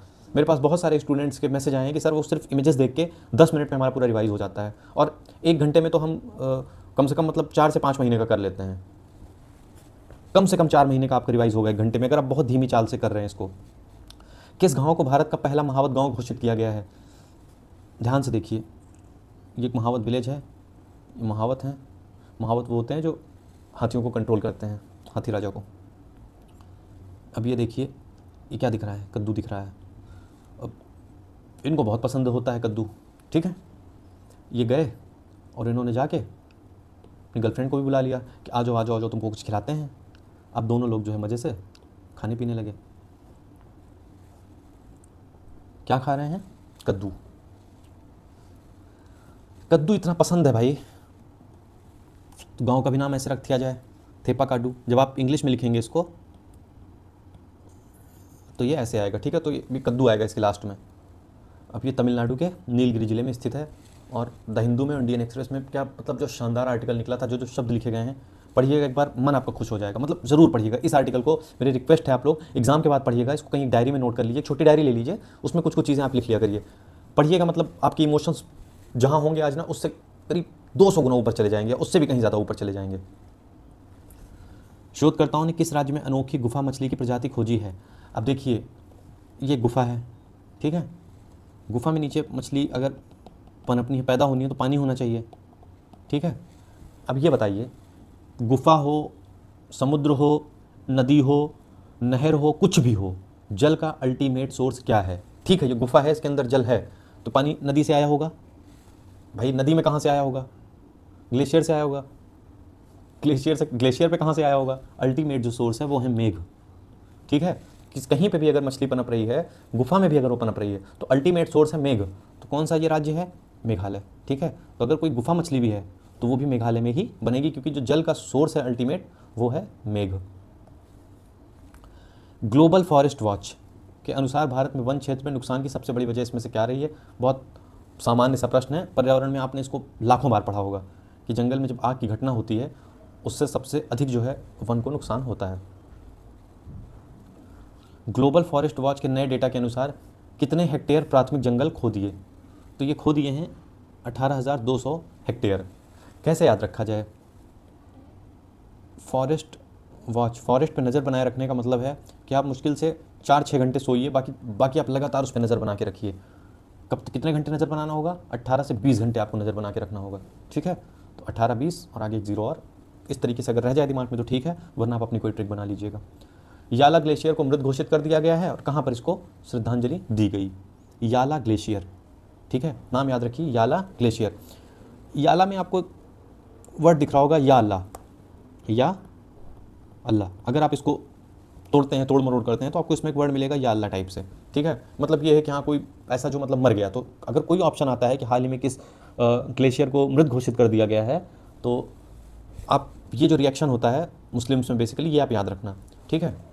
याद कैसे रखा जाए किस देश का है भाई, इतना दुखी कोई तभी होगा, आप देखिए कितने इमोशंस इन लोगों के कनेक्ट होंगे कि यहाँ पे जो भी मतलब संस्कार हो सकते हैं वो किए जा रहे हैं, ठीक है। ऐसे जो अंतिम संस्कार में जो चीज़ें होती हैं, ये पूजा पाठ, ये सब कुछ जो भी होता है, देखिए सब कुछ कर रहे हैं, दूध वगैरह लेके, ये गंगा जल हो गया, तो आप समझ पा रहे होंगे इन लोगों के इमोशंस का लेवल क्या है, ठीक है। और इतना आदमी तभी परेशान होता है जब किसी को उसने पाला होता है, ठीक है, तभी इतना वो दुखी होता है कि उसके मुंह से ऐसे चीख के निकले कि या अल्लाह, इस टाइप से, है ना। तो आप याद रखना। महाराष्ट्र सरकार ने मराठा योद्धा रघुजी भोसले की तलवार किस जगह से नीलामी में 47 लाख में खरीद कर वापस मंगवाई। तो सीधी सी बात है कि हम लोग गुलाम थे जिसके एक समय में, वहीं से हम लोग मंगवाएंगे, किसी ट्रिक की ज़रूरत नहीं है। फिर ये अंतर्राष्ट्रीय श्रमिक दिवस 1 मई को होता है, 2 से 2 दिवस, और 2 से 2 मई। प्रेस स्वतंत्रता दिवस 3 मई। ये दिवस वगैरह आप देख लेना, बहुत सारे हैं इसमें, तो अभी आपका भी समझ आएगा, मेरा भी समझ आएगा। इसमें बहुत ज़्यादा इंपॉर्टेंट देखिए यही सब है। नो टोबैको डे होता है ये 31 मई को। इसका आप थीम याद रखना कि देखिए ये क्या हो रहा है कि अब पर्दाफाश हो रहा है, क्योंकि क्या है कि हम एक तरफ नो टोबैको डे मना रहे हैं और दूसरी तरफ क्या हो रहा है कि हम लोग इसका प्रचार भी देख रहे हैं टीवी पे, धड़ल्ले से इसका एडवर्टीजमेंट हो रहा है और धड़ल्ले से चीज़ें बिक रही हैं, धड़ल्ले से जो एक्टर वगैरह हैं वो गुटखे वगैरह का प्रचार कर रहे हैं। तो बेसिकली आप याद रखना कि अब इसका पर्दाफाश करने की ज़रूरत है, कि जो रणनीति है, ठीक है, कि जो उद्योग हैं इसके, उसकी जो रणनीति है उसका पर्दाफाश करने की ज़रूरत है कहीं ना कहीं। गुमशुदा बाल दिवस आप देख लीजिए, कोई गुमशुदा हो जाता है तो आप जगह जगह पे उसके लिए पर्ची लगा देते हैं, ठीक है। और पर्ची लगाने के लिए सबसे ज़्यादा कौन परेशान होती है, उसकी जो माई होती है वो परेशान होती है। तो इस तरीके से आप याद रखना।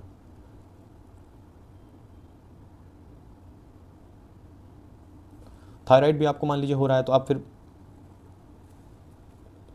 पर्चा वगैरह बनवाएंगे ना किसी उसका हॉस्पिटल का। कछुआ दिवस आप ऐसे याद कर लेना कि 2-3 छोटे छोटे कछुए हैं जो अपनी मतलब माँ के साथ, अपनी माई के साथ जा रहे हैं कहीं पे, किसी समुद्र तट पे, कोई ऐसी इमेज देख के आप ऐसे इसको याद कर लेना। जैव विविधता दिवस ये आपको पता ही है कि हाँ वो 22 मई होता है। तो कुल मिला के ये है कि ये जितने क्वेश्चन मैंने करवाए हैं आप उसको देख लेना, ये दिवस वगैरह आप एक बार देख लेना, और मैं जून का भी करंट अफेयर्स 1 से 2 दिन में करवा दूंगा। चलिए बहुत बहुत धन्यवाद, फिर मिलते हैं अगली क्लास में।